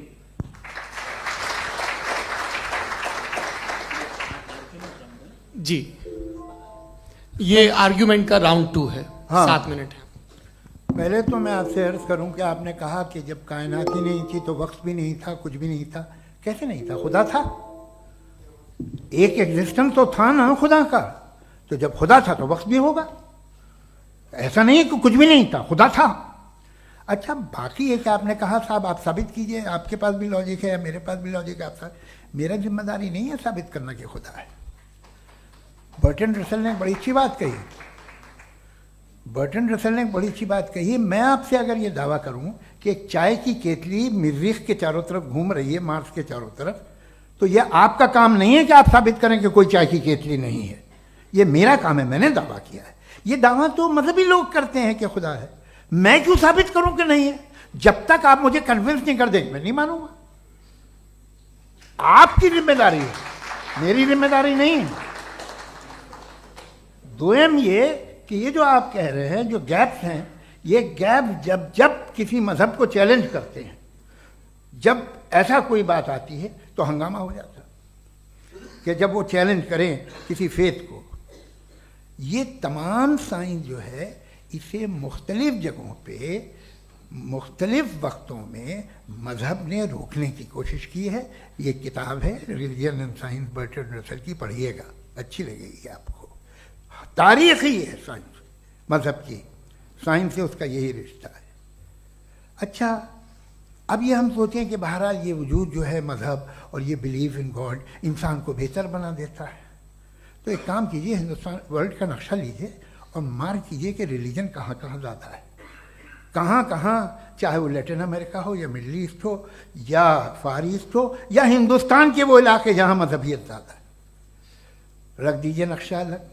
अब दूसरा नक्शा कि कहाँ कहाँ नाइंसाफ़ी, रिप्रेशन, औरतों के हुकूक की पामाली, जुल्म, डिक्टेटरशिप कहाँ है, नक्शा एक ही होगा। तो आप मुझे बताएं कि जो इसका तरकीब इस्तेमाल क्या है, खुदा का तरकीब इस्तेमाल तो बताइए। आप छोटी सी दवा सड़क पे बेचते हैं, उसकी भी तरकीब इस्तेमाल बताते हैं। इसके इस्तेमाल से तो फायदे नहीं हुआ किसी को। जो सारे के सारे खराब मुल्क हैं, खराब समाज है, वो सारे जुल्म खुदा के नाम पे करते हैं। वो गलत करते हैं, सही करते हैं, मुझे क्या लेना देना उससे। इस्तेमाल से मालूम होता ना। एक विस्की की बोतल कभी शायद देखी हो आपने, लाल रंग की होती है, उस पर रोशनी और छपड़ा इंतहाई खूबसूरत लगती है, क्या बिगाड़ रही है किसी का? उसका इस्तेमाल गलत है, इसलिए आप उसे नापसंद करते हैं। इसका इस्तेमाल गलत है, इस तसव्वुर का इस्तेमाल ही गलत है और हमेशा से गलत हुआ है। आप देख लीजिए, इंसानी तारीख देख लीजिए, आज देख लीजिए, हिंदुस्तान देखिए, दुनिया देख लीजिए, क्या हो रहा है। इसे कैसे इस्तेमाल कर रहे हैं फेथ वाले लोग? क्या फेयर हैं, जस्ट हैं, जो अपने खुदाओं पे यकीन रखते हैं? वो किस तरह के लोग हैं? वो लोगों को इंसाफ देते हैं, वो बेहतर इंसान बने। तो इस दवा का फ़ायदा क्या है? चलो बहुत फ़ायदा हो रहा तो मैं इस्तेमाल कर लूँगा, मैं मुझे तो इस दवा का कोई फ़ायदा दिखता ही नहीं। मुझे तो ऐसा लगता, मैं एक और बात बताऊँ, अगर कोई आदमी मजहबी है और अच्छा आदमी है तो मैं उसकी बहुत इज्जत करता हूँ, इसलिए कि मेरा ख्याल है मजहबी आदमी का अच्छा होना मुझसे अच्छा होने से ज़्यादा मुश्किल है। भाई हर चीज़ की एक लिमिट है। आप इतना भाग सकते हैं, इतना नहीं भाग सकते, इतना वजन उठा सकते, इतना नहीं उठा सकते, इतना दूर देख सकते हैं, इतना दूर नहीं देख सकते। उसी तरह कॉमन सेंस कहता है कि आप में नेकी का भी एक कोटा होगा। अब आप अगर सुबह जाते हैं अपनी इबादत गाह और इबादत करते हैं तो बाहर निकलते हैं तो आप तो यही महसूस करते हैं कि आपने एक बहुत अच्छा काम किया, आपकी नेकी का एक बहुत बड़ा कोटा खर्च हो गया जिससे किसी का कोई फ़ायदा नहीं हो। मैं तो नहीं जाता हूँ तो मुझे तो किसी को खाना खिलाना पड़ेगा, किसी बेवा की मदद करनी पड़ेगी। मैं अपना कोटा कैसे कंज्यूम करूँ? आप अपना कोटा सारे मजहबी लोग इंतहाई यूजलेस कामों में यूज़ करते हैं। उसके बाद भी अगर आप में बच्ची है थोड़ी सी शराफत तो भाई वाह क्या बात है।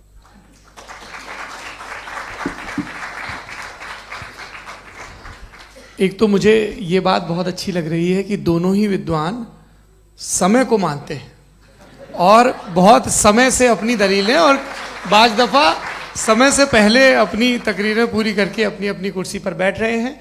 ये इस आर्ग्यूमेंट का राउंड 2 पूरा हुआ। अब रिबटल का राउंड 2 है और उसके बाद क्रॉस एग्जामिनेशन होगा। नहीं, आपका आर्ग्यूमेंट हो गया सर। हमारे यहाँ स्कूल के सिलेबस में पंच परमेश्वर कहानी पढ़ाई जाती है, प्रेमचंद जी की लिखी हुई। आप निश्चिंत रहिए, आपके कोई राउंड में मिस नहीं होने दूंगा। रिबटल का राउंड 2, मुफ्ती शमाइल नदवी साहब।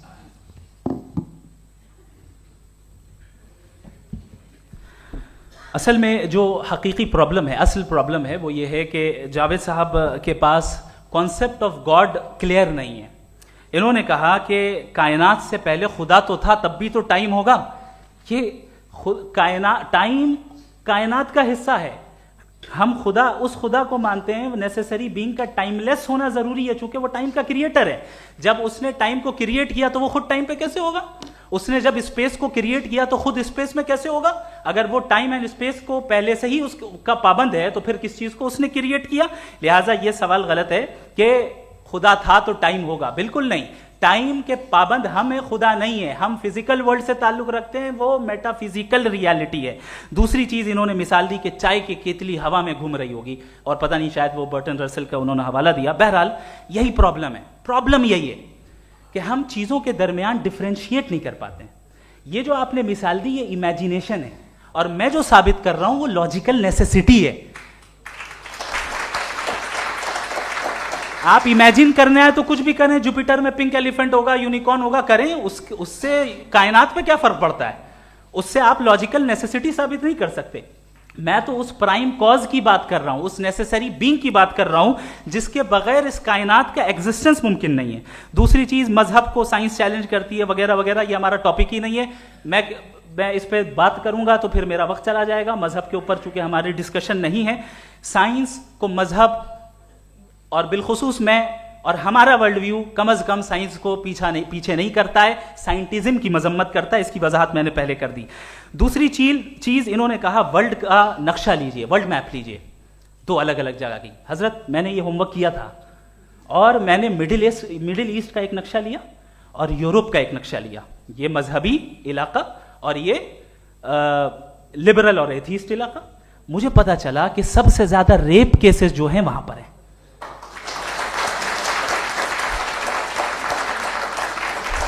मुझे ये पता चला यूएन की रिपोर्ट के मुताबिक, मैं ये अपने घर से नहीं लेके आ रहा, कि जो वर्किंग वुमेन है यूरोपियन कंट्रीज में, उसमें 81% वुमेन सेक्सुअल हैरेसमेंट का वर्क में शुमार हो रही है। ये मिडिल ईस्ट में नहीं हो रहा है, वो मजहबी लोग हैं इसलिए नहीं हो रहा है। दूसरी चीज, आपने ये कहा कि मजहबी आदमी का अच्छा होना हमारे अच्छे होने से बहुत मुश्किल है, बहुत मुश्किल है। तो इसका मतलब यह है कि गॉड के अलावा आपके पास अच्छे और बुरे का कोई स्टैंडर्ड है। मैं चाहूंगा कि कन्वर्सेशनल स्टाइल वाली डिस्कशन और सेगमेंट पे इसी पे बात कर लेते हैं। Thank you very much.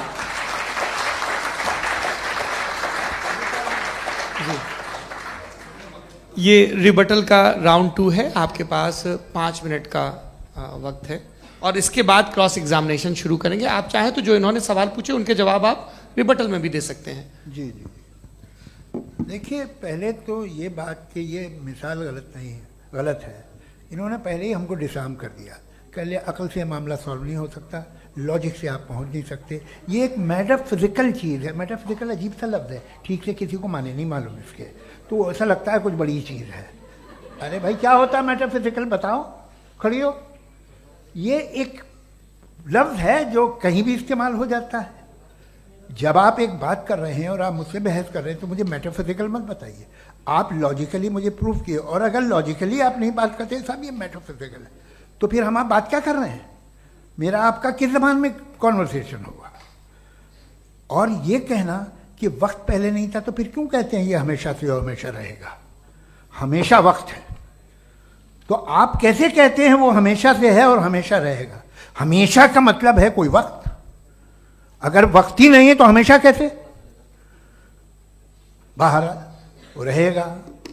अब मैं ये देखता हूँ, आपने कहा ना कि वहाँ रेप ज़्यादा होते हैं, तो हम एक बात देखते हैं कि ये दुनिया जिस पे वो कादर मुतलक है, जिसकी मर्ज़ी के बगैर पत्ता भी नहीं हिलता, ओमनीपोटेंट है, ये दुनिया चल कैसे रही है?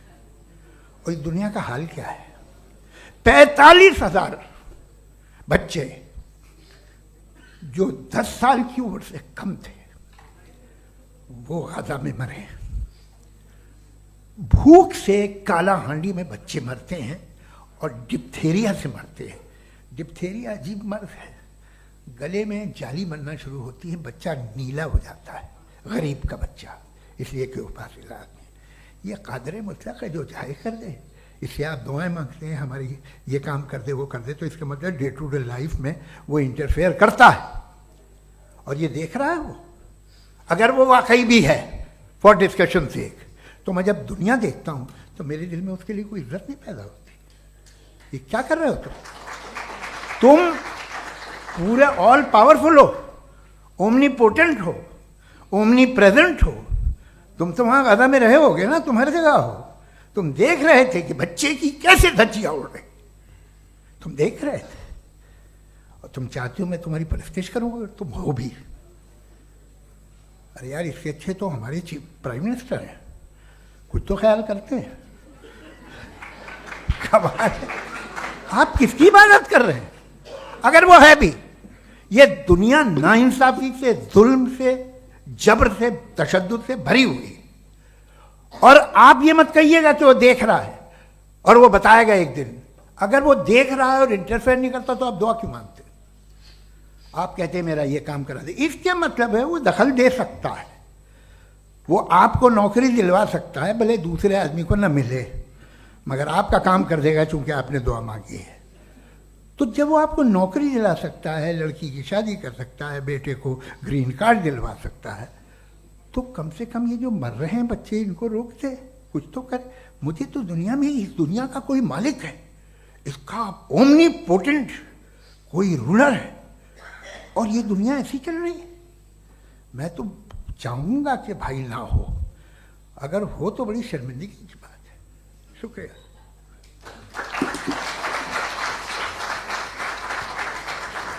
देवियों और सज्जनों, इस बहस के 2 राउंड और 2 रिबटल पूरे हो चुके हैं। अब सबसे ज़रूरी और सबसे मुश्किल राउंड शुरू हो रहा है, क्रॉस एग्जामिनेशन का। अब इन विद्वानों की सज्जनता की एक परख भी होगी, और वक्त हमने 16 मिनट का तय किया है। पहला सवाल आप पूछना चाहेंगे? जी बिल्कुल। पहले बोले भी आप माइक ले लीजिएगा हाथ में, ये नीचे से ऑन जी। मैं बोलता हूँ, ये डायस हटा सकते हैं क्या हम थोड़ा क्विकली? डायस पीछे कर दीजिए बस थोड़ा सा, है, ताकि ये जो दाएं बाएं लोग बैठे हैं, इसे हटा ही दीजिए। अब हम वहाँ तो जाने वाले नहीं। आराम से आराम से दोनों तरफ से हटा दीजिए।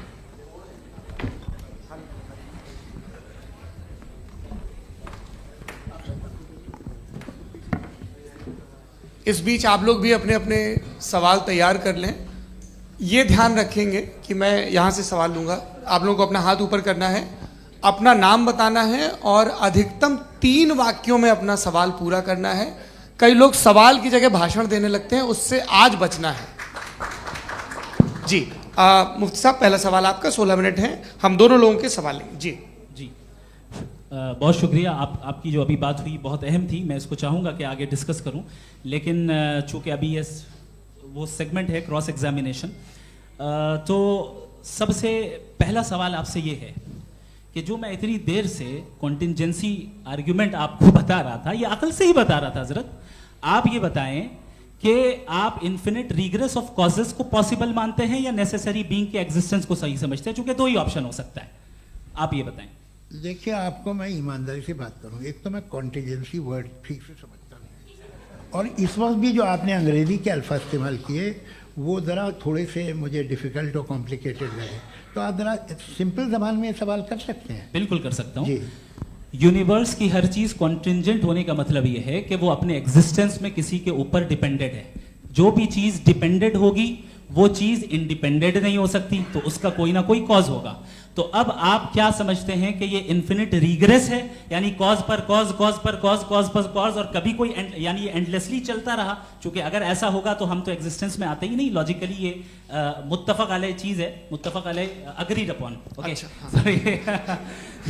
इस पे हमने एग्री किया था कि मुश्किल शब्द आएगा तो अर्थ बताना पड़ेगा। तो इन्फिनिट रिग्रेस तो पॉसिबल नहीं है, तो कहीं ना कहीं आपको रुकना पड़ेगा ऐसे नेसेसरी बीइंग पर। नहीं, कोई जरूरत नहीं रुकने की। किसने कहा आप रुकना पड़ेगा? आप रुकते हैं खुदा पे, आप नहीं रुकते। आप कहते हैं वो हमेशा से, जब उस वक्त से जब वक्त नहीं था।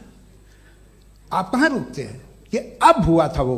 आप नहीं कहते। हम क्यों नहीं मान सकते कि यूनिवर्स जो है और बल्कि मल्टीवर्सेस जो है वो हमेशा से हैं, वो बनती है, बिगड़ती है।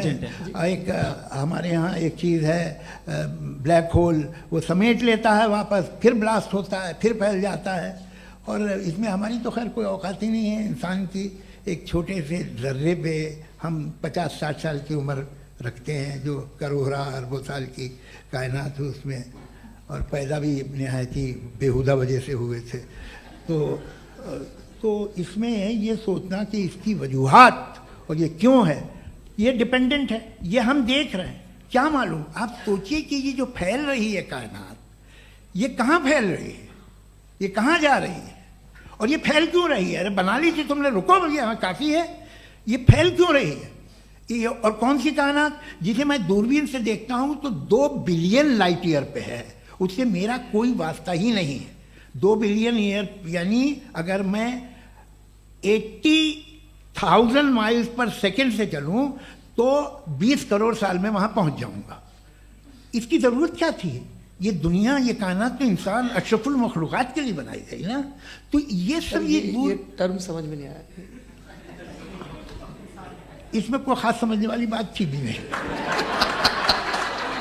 ये जो अल्टीमेट कहा यह जाता है कि ये जो पूरी यूनिवर्स है, ये जो दुनिया है, ये इंसान के लिए बनाई गई। अच्छा, ये सब इंसान के लिए। क्यों साहब, सही है ना?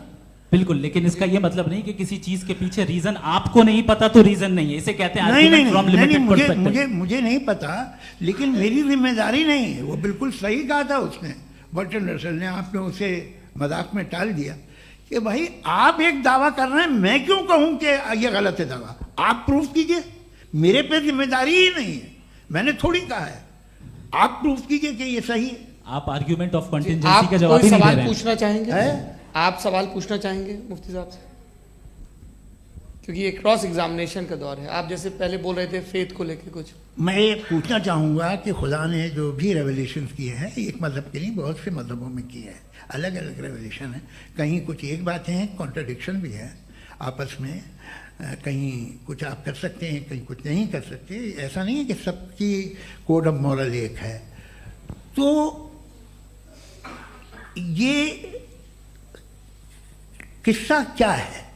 अब आप ये देखिए कि मुझे कभी कभी लगता है कि जो फुटबॉल फाइनल होता है, लाखों लोग होते हैं, फिर वो टीवी कवर कर रही करोड़ों लोग, अगर उसमें खुदा की एक बूमिंग आवाज़ आ जाती, मैं गॉड हूँ, तो सारे लोग अभी सुन लेते और टीवी पे भी सुन लेते, किस्सा खत्म होता। ये इतनी राजदारी क्या है कि तुम सामने कुछ तो सबूत दे दो हमें सॉलिड। ये कह साहब ये यूनिवर्स कैसे बनी, इससे मसला क्या हल होगा? मैं पूछूंगा आपसे खुदा कैसे बना? क्यों नहीं पूछूंगा कैसे बना? बल्कि वो तो कायनात से कहीं ज़्यादा इंटेलिजेंट है, कायनात से कहीं ज़्यादा कॉम्प्लेक्स। जी वो हमेशा से है, आप कहेंगे मैं मान लूँगा। अच्छा, दोयम वो कादिर मुतलक, यानी कादिर मुतलक का मतलब ओमनीपोटेंट, वो जो चाहे कर सकता है। आपको नौकरी दिलवा सकता है, आपकी अच्छी जगह शादी करवा सकता है, आपके पड़ोसी का मुकदमा हरवा सकता है, आपको जिता सकता है, सब काम करता है। थोड़ा सा माइक क्लोज जी। वो इस दुनिया को चला कैसे रहा है? ये दुनिया कैसे चल रही है? आपको इस पर हैरत नहीं होती? या क़यामत के बाद कभी एक जस्टिस होगा, जब ये बच्चा मर चुका होगा, जिसकी धज्जियाँ उड़ गई बम से, इसको इंसाफ मिलेगा तब? अच्छा, अब जवाब दूं? हाँ जी, मैं इसीलिए आप की तरफ। सबसे पहले आपने रेवलेशन और स्क्रिप्चर्स की बात की, इस पे मैं बात कर सकता हूं, लेकिन आज नहीं करूंगा चूंकि वक्त कम है, कभी और इस पे डिस्कस करेंगे। मैं तैयार हूं उस पे भी बात करने के लिए। ये अभी से राउंड 2 की भूमिका तय हो रही है। Does God exist round 2? चूंकि आज गॉड के एग्जिस्टेंस पे बात है, तो मैं उसी के रिलेटेड जो है आपके सवालात को एंटरटेन भी करूंगा और मैं भी पूछूंगा। आपने कहा कि आपने साबित ही नहीं किया, जबकि आर्ग्यूमेंट ऑफ कॉन्टिंजेंसी बुनियादी आर्ग्यूमेंट है। आप मुझे कॉन्टिंजेंसी का मतलब बताइए, आपका मतलब क्या है कॉन्टिंजेंसी? कॉन्टिंजेंसी का मतलब यह हुआ कि हर वो वजूद जो किसी भी चीज का पाबंद है, हर वो वजूद या हर वो चीज जो अपने एग्जिस्टेंस में किसी भी चीज के पाबंद है और उससे बाउंड है, उसको उसकी जरूरत है, उस पर डिपेंड करती है, तो जाहिर सी बात है कि उसका कोई ना कोई कॉज होता है। ये तो अक्ल की बात है। ये आप रीजनिंग की बात करते हैं, मैं वही कर रहा हूं। दूसरी चीज, आपने ये बात कही कि इतने बिलियन लाइट ईयर्स दूर है, उसका मेरा क्या लेना देना। फिर मेरे ख्याल से आपको ये नहीं कहना चाहिए I think therefore I am an atheist. आपको सोचना चाहिए, सिर्फ आप एक लिमिटेड दायरे में रहकर नहीं सोचें, बल्कि बाहर निकलकर सोचें। आपने तीसरा सवाल किया, आपने 2-3 सवाल एक साथ। ऐसी बातें ना कीजिए, कुछ को इतराज हो जाएगा आप पे कि आप कुछ भी सोचिए। ये इजाजत आपको है नहीं, मुझे है।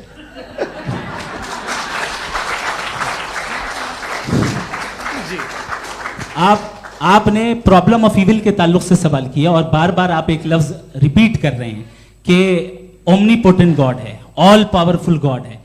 यही तो दरअसल समझना है कि गॉड का कॉन्सेप्ट क्या है। प्रॉब्लम ऑफ इविल जो है, प्रॉब्लम ऑफ इविल दर हकीकत दो असम्पशंस पर कायम है। अगर आप इन दो असम्पशंस को समझ जाएं तो ये प्रॉब्लम नहीं रहेगी, आर्ग्यूमेंट आपको समझ में आ जाएगी कि ये कोलैप्स कर जाता है। पॉइंट नंबर 1, यानी जो आपका सबसे पहला फॉल्स असम्पशन है कि गॉड मर्सीफुल है, ओमनीपोटेंट है, दुनिया में जुल्म हो रहा है। लेकिन आपको यह समझना चाहिए कि हमारे वर्ल्ड व्यू के मुताबिक गॉड सिर्फ ओमनीपोटेंट और सिर्फ मर्सीफुल नहीं है, बल्कि वो ऑल वाइज भी है और वो ऑल नोइंग भी है। उसके हर काम के पीछे हिकमत और विजडम है। ये कोई जरूरी नहीं है कि वो हिकमत और विजडम आपको समझ में आए या मुझे समझ में आए। अगर आप जो समझ रहे हैं उसके मुताबिक आप फैसला कर रहे हैं, ये लिमिटेड पर्सपेक्टिव से आर्गुमेंट है। और इस चीज को हम अपनी दुनिया में, अपने लाइफ में, डेली लाइफ में इस प्रिंसिपल को एक्सेप्ट करते हैं। हम जब किसी डॉक्टर के पास जाते हैं, डॉक्टर के पास जाकर वो अगर उसने हमें कोई दवाई दी है तो हम ये तो नहीं कहते कि जब तक आपके पास जितना नॉलेज और जितना विजडम नहीं है, आपने क्यों ये दवाई दी है, तब तक हम इस चीज को एक्सेप्ट नहीं करेंगे। नहीं कहते, हम उसकी अथॉरिटी को तस्लीम करते हैं। क्यों? क्योंकि उसकी हम जानते हैं कि वो नॉलेजेबल है, वो विजडम वाला है, हमसे ज्यादा नॉलेज और हमसे ज्यादा विजडम है। बताएं सर। नहीं, डॉक्टर में और खुदा में बड़ा डिफरेंस है। डॉक्टर पढ़ा लिखा होता है, एक तो मैं उसकी बात सुनूंगा। दोयम ये नहीं, कुछ जवाब तो ये भी नहीं है सर। प्लीज, अगर सब ऑडियंस से बोलने लगेंगे तो फिर मतलब नहीं सिविलाइज्ड बहस का। मतलब आप ये कहें कि चूंकि आप डॉक्टर पे बिलीव करते हैं इसलिए खुदा पे बिलीव किए, क्या ये मिसाल आपको समझाने के लिए आर्गुमेंट है, इस पे आपको एतराज नहीं है। तो सिंपल बात ये है कि मैं अगर ये यकीन कर लूँ कि एक ओमनीपोटेंट, उसकी मसलहत है, ये जो बच्चे मर रहे हैं ये मसलहत है उसकी, मुझे नहीं चाहिए थी मसलहत। उसकी मसलहत नहीं, यही तो समझना है, मतलब एक्सपीरियंस। अच्छा, इस आपने अभी मेरी बात पूरी सुनी नहीं। मैंने कहा आपका पूरा आर्ग्यूमेंट दो फॉल्स असम्पशंस पर है। एक फॉल्स असम्पशन मैंने बता दिया, दूसरा फॉल्स असम्पशन ये है कि इस दुनिया में इविल के होने का कोई गुड रीजन नहीं है, जबकि हमारे पास बाज रीजंस मौजूद हैं, हमारे पास बाज वजूहात मौजूद हैं। अगर इस दुनिया में इविल ना हो तो आप गुड को डिफाइन कैसे करेंगे? अगर जुल्म ना हो आप इंसाफ को समझेंगे कैसे? अगर तारीकी ना हो तो आप लाइट को समझेंगे कैसे? बहुत अच्छे। अभी और सुन लें, अभी और बाकी है। ये तो बात बहुत पसंद आई साहब मुझे कि जब तक रेप ना हो तब तक औरतों की इज्जत का ख्याल आपने मेरा जवाब पूरा सुना ही नहीं। जब तक के बच्चों का कत्ल ना किया जाए तब तक आपको बच्चों की मासूमियत की इज्जत। आपने पूरा जवाब सुना ही नहीं। क्या बात है, क्या आपने नुक्ता निकाला? आपने पूरा जवाब सुना ही नहीं। आप सुन लें, मेरी बात सुन लें। ये मैंने आपको एक चीज बताई। दूसरी चीज, इस दुनिया में हम आए हैं टेस्ट के लिए, हमारा टेस्ट हो रहा है और हर इंसान का अलग अलग अंदाज में टेस्ट होता है। और इस दुनिया में अगर इविल मौजूद है तो वो इविल जरिया है हमारे अंदर ह्यूमन नोबल क्वालिटीज को डेवलप करने का और अलग अलग फील्ड में प्रोग्रेस करने का। और अगर हमारे अंदर और इस दुनिया में इविल नहीं होता तो बताइए टेस्ट का मतलब क्या होता? अगर मैं अपने स्टूडेंट को एमसीक्यूज दूं और उसमें सिर्फ राइट आंसर लिख कर दे दूं और कहूं तुम्हारा टेस्ट हो गया, ये मीनिंगलेस है। इस दुनिया में अगर हम टेस्ट के लिए आए हैं तो जाहिर है गुड एंड इविल दोनों मौजूद है। तो अगर गुड एंड इविल दोनों मौजूद है तो ये इविल भी खुदा का बनाया हुआ है? जी हाँ, खुदा का बनाया हुआ है। लेकिन अच्छा, चलो अच्छी बात। जी बिल्कुल, तो बिल्कुल खुदा ने बनाया। अभी तो ये है कि जो मेजॉरिटी है दुनिया में वो इविल है, तो ये खुदा एक्चुअली इविल के साइड पे लग रहा है मुझे। बिल्कुल भी नहीं, मैं बता मेजॉरिटी में तो वो है। क्या बात कर रहे हैं भाई आप? कोई भी जो मुंसिफ होगा, चाहे आपका अपना घर हो जिसके आप सबसे बड़े हैं, चाहे आपकी ऑर्गेनाइजेशन हो जो आप चलाते हैं, वहां पर आप इविल रखेंगे साबित करने को कि बाकी लोग शरीफ हैं? मेरी बात सुनिए, क्या ये आर्ग्यूमेंट ही गलत है? अगर कि जब तक के कोई इविल नहीं होगा तब तक के शरीफ आदमी शरीफ नहीं लगेगा। अगर एग्जामिनर गलत ऑप्शन दे रहा है तो एग्जामिनर इविल नहीं हो गया, जो गलत ऑप्शन को सेलेक्ट कर रहा है वो फेल होगा। क्रिएटर ने इविल को बनाया है लेकिन वो इविल नहीं है। अच्छा सुनिए मेरी बात, let me complete sir. Creator ने इविल को बनाया है टेस्ट के लिए, वो इविल नहीं है। इविल वो होगा जो उसे इख्तियार करेगा। छुरी को बनाने वाला गलत नहीं होता है, छुरी का गलत इस्तेमाल करने वाला गलत होता है। रेप को कैसे गलत इस्तेमाल करते हैं? रेप इंसान के फ्री विल का नतीजा है। ये रेप कैसे गलत इस्तेमाल होता है? ये अब सुन ले, अब सुन ले। गलत इस्तेमाल होता है। हाँ मैं बता रहा हूँ ना, कैसे गलत? मैं बता रहा हूँ कि जो इविल इस दुनिया में मौजूद है उसके कई सारे तरीके हैं। एक तरीका इंसान का अपना फ्री विल है। अब अगर कोई रेपिस्ट रेप कर रहा है तो इसका गॉड का कसूर नहीं है, वो अपने फ्री विल का गलत इस्तेमाल कर रहा है, उसको सजा मिलनी चाहिए। अच्छा, और उसी के लिए जहन्नम बनाई गई है। ये फ्री विल का भी बड़ा चक्कर। आप जब कोई बुरा काम करते हैं या कोई बुराई होती है तो ये कहा जाता है कि ये फ्री विल है। 7 billion free wills are moving on this planet. 7 billion free will. और एक आदमी अपनी फ्री विल से मुझे कत्ल कर दे तो मैं खुदा की मर्जी से मरा हूं कि इसकी फ्री विल की वजह से? मेरी मौत खुदा के हाथ है या ये फ्री विल वाले के हाथ है? खुदा ने फ्री विल का निजाम बनाया है और उस निजाम का गलत इस्तेमाल करके कोई आपको मार रहा है, इस्तेमाल करके मेरा कत्ल कर देता है। अब मेरी मौत का जिम्मेदार कौन है? वो इंसान जिम्मेदार है। वो इंसान जी। तो ये कहना कि और उसको सजा मिलेगी। तो अब आप आगे चलिए कि ये तय करना कि अल्लाह ही या अल्लाह ने खुदा ही जिंदगी देता है, खुदा ही मौत देता है, ये गलत है। बिल्कुल गलत नहीं है। हाँ, नहीं, निजाम उसी ने बनाया फ्री विल का। निजाम मौत और हयात का उसी ने बनाया। You are contradicting yourself. अभी आपने कहा कि एक आदमी ने फ्री विल से आपको मार दिया, इसमें उसे फ्री विल दी गई थी, उसने गलत इस्तेमाल किया। 7 billion free wills are moving on this planet और आप चाह रहे हैं कि मैं सिर्फ खुदा का ध्यान करूं। ये 7 बिलियन फ्री विल्स को मुझे लुक आफ्टर करना पड़ेगा कि नहीं? ये तो तबाहियां कर रही हैं और तबाहियां ज्यादा हो रही हैं। बिल्कुल। तो अगर आप बताएं अगर खुदा नहीं है फॉर एग्जाम्पल, तो आप इविल को कैसे डिसाइड करेंगे? यानी how can you define evil objectively without God? देखिए, दुनिया में 2 तरह के जानवर हैं। एक जो अकेले रहते हैं जंगल में और एक जो ग्रुप्स में रहते हैं। ग्रुप में जो भी रहेगा, चाहे वो आपका फाउंडेशन हो, चाहे कोई क्लब हो, चाहे कोई पॉलिटिकल पार्टी हो, चाहे कोई यूनिट हो, उसमें आपको इंटरैक्ट करने के रूल बनाने पड़ेंगे। यानी लोग तय करेंगे। लोग तय करेंगे। अगर लोगों ने यह तय किया कि किसी का रेप करना सही, आप जस्टिफाई करेंगे? नहीं, आपका फाउंडेशन तो ये हो गया ना कि लोग ही विल डिसाइड करेंगे। नहीं। अरे दुनिया में ऐसे ग्रुप्स हैं जो रेप को जायज़ मानते हैं सर्टेन हालात में। मैं डिटेल में नहीं जानूंगा, आप भी जानते हैं। ये जो आईसिस वाले थे जिन्होंने क्या किया था, तो उन्होंने क्या किया उसका खुदा से कोई ताल्लुक नहीं है सर। मैंने सिंपल सवाल किया कि इविल को आप डिफाइन करते कैसे हैं? आइए वापस आइए जी। आप साथ में तभी रह सकते हैं जब कुछ आप ऐसे उसूल डेवलप करें जिसमें हर एक का बेसिक तहफ़्फ़ुज़, हर एक का बेसिक राइट हो और हर एक को कोई आराम मिले। यही तरीका है किसी भी ऑर्गेनाइजेशन जिसमें एक से ज़्यादा लोग हैं और वो ऐसे चलती है ज़िंदगी। उसमें अगर आप गड़बड़ करेंगे तो तबाही होगी, नुकसान होगा, बर्बादियाँ आएंगी। और अगर उसमें आप घर ले लीजिए ना, एक हस्बैंड है, एक वाइफ है, बच्चे हैं, वालदा भी हैं, 2 बहनें भी हैं, एक भाई भी है।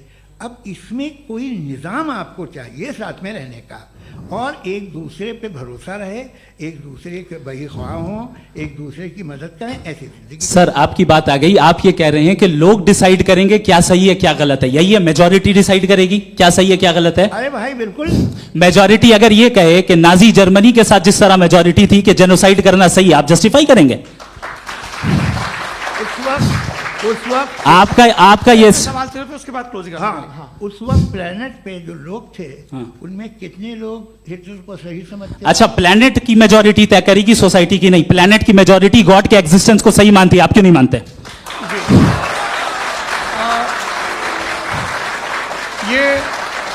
हेलो ये क्रॉस क्वेश्चन का राउंड यहाँ पर समाप्त होता है। और ये बड़ा अच्छा है कि इस तरह से फ्रेगमेंट कर दिया गया है ताकि जो मरकरी ऊपर जा रहा है नीचे जवाब दे दूं। जी। प्लेनेट की ज़्यादातर मेजॉरिटी कुछ दूसरे मजहबों के खुदा को मानती है। आप उन्हें क्यों नहीं? आप तो मेजॉरिटी की बात कर रहे हैं। अच्छा, ये क्लोजिंग आप ये कह रहे हैं इविल और गुड को डिसाइड मेजॉरिटी करेगी। मेजॉरिटी जो कर दे वो सही हो जाएगा। क्लोजिंग इसको जैसा आप ही लोगों ने तय किया है उसी फॉर्मेट को फॉलो कर लेते हैं। हाँ भाई, मैंने तो भले लोगों पे एतबार किया और तब मॉडरेशन तय किया। जी, आपके पास 5 मिनट का वक्त है, क्लोजिंग आर्ग्यूमेंट है, उसके बाद हम ऑडियंस से क्वेश्चन आंसर लेंगे जावेद साहब की क्लोजिंग आर्ग्यूमेंट के बाद। ओके, बहुत शुक्रिया जी। हमारा जो टॉपिक है डज गॉड एग्जिस्ट, मैं इस पे इतने एकेडमिक तैयारी करके आया था, मुझे था कि मैंने सोचा था कि कई सारे मैं आर्ग्यूमेंट्स दूंगा, लेकिन वक्त की भी किल्लत और जावेद साहब बार बार इधर उधर चले जा रहे थे तो उसको भी थोड़ा एंटरटेन करना पड़ गया।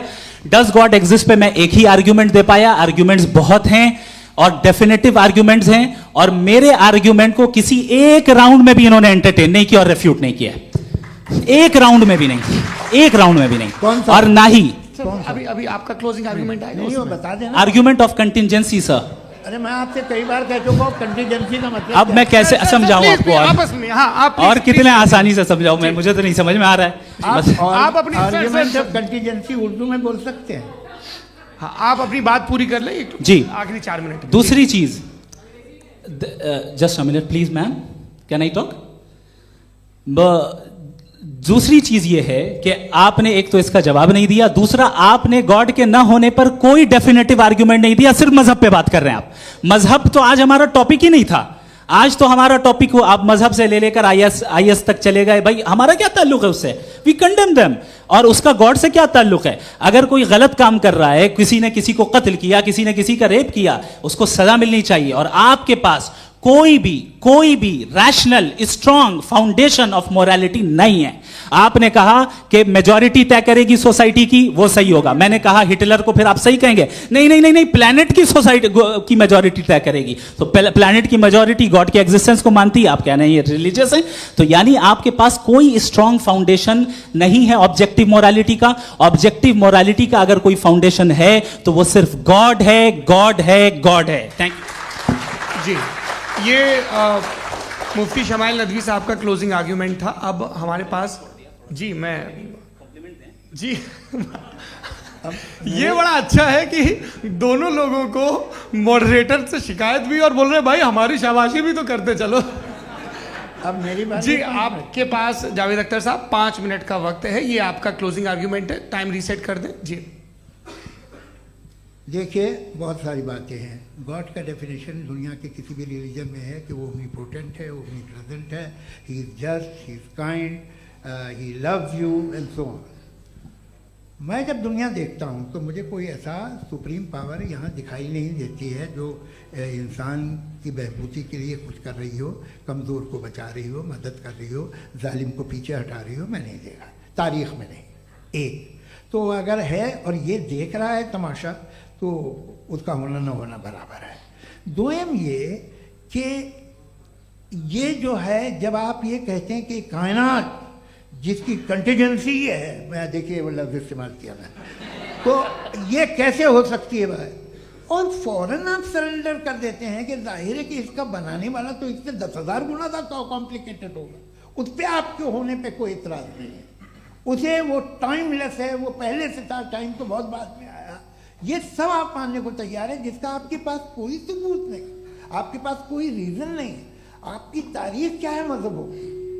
बिलीफ की, जो खुदाओं का बिलीफ है, ये कॉन्स्टेंटली गलत साबित होता रहा है। मतलब आप कहें कि अरिस्टोटल के ज़माने में तो सब जाहिल थे, वो भी इतने ही यकीन से खुदा पे यकीन रखते थे, जो अब नहीं रहा। ये भी नहीं रहेगा, आप लिख लीजिए। और इसके आसार आपको दुनिया में दिखाई देना शुरू हो चुके हैं। ये बहस क्या आज से 100 साल पहले इस तरह हो सकती थी? यहाँ तक तो आपको हम ले आए हैं। तो सर अरे इनको मदद की ज़रूरत नहीं भाई, ये सेल्फ सफिशिएंट आदमी है, आप क्यों इनकी मदद कर रहे हैं? Sir please. तो ये जो है तमाम बातें अपनी जगह हैं। ये एक पैकेज है। आप अकेले, कोई आदमी ऐसा नहीं जो सिर्फ गॉड को मानता हो, उसके साथ बहुत पैराफर्नेलिया आता है, अलग अलग पैराफर्नेलियाज आते हैं। They have always created chaos in the society. मैं तो आपको सीधा ऑफर देता हूँ कि दुनिया में 10 इम्पॉर्टेंट बिलीव्स हैं।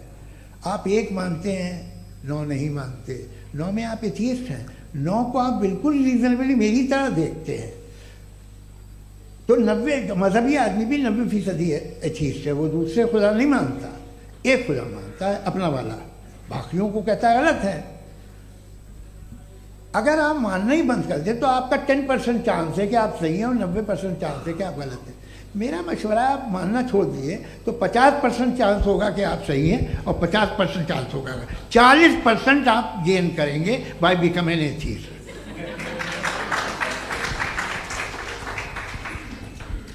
ये एक फरसूदा ख्याल है, ये ख़त्म हो रहा है।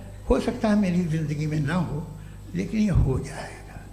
जो बातें ये इनको आप मेटाफिज़िकल ये वो ऐसे रिस्पेक्टेबल टर्म दे दिए, ये तो उन लोग के हैं जिन्हें ना फिज़िक्स मालूम थी ना मेटा मालूम था, ये उन्होंने आपको दिए हैं। जी बहुत शुक्रिया आप दोनों लोगों का। और अब इस बातचीत का आखिरी राउंड शुरू होगा, डज गॉड एग्जिस्ट की ये बहस मुफ्ती शमाइल नदवी और जावेद अख्तर साहब के बीच। आप लोग अपने अपने हाथ ऊपर करेंगे, मैं यहाँ से तय करूँगा। और माइक हमारे पास है क्या? एक ही माइक है ऑडियंस के लिए? 2 माइक है, एक इस तरफ एक इस तरफ, ठीक है। तो जी सबसे पहले हमारी सहयोगी हैं मारिया शकील जी, पूछिए सवाल। थोड़ा सा रुकेंगे ताकि कैमरे का फ्रेम आप पर आ जाए, आपकी तो प्रैक्टिस है टीवी की। जी नदवी साहब, मैं खुदा को मानती हूँ, पहले मैं इसी प्रमाइस से शुरू कर रही हूँ और ये बता रही हूँ आपको, मैं मानती हूँ।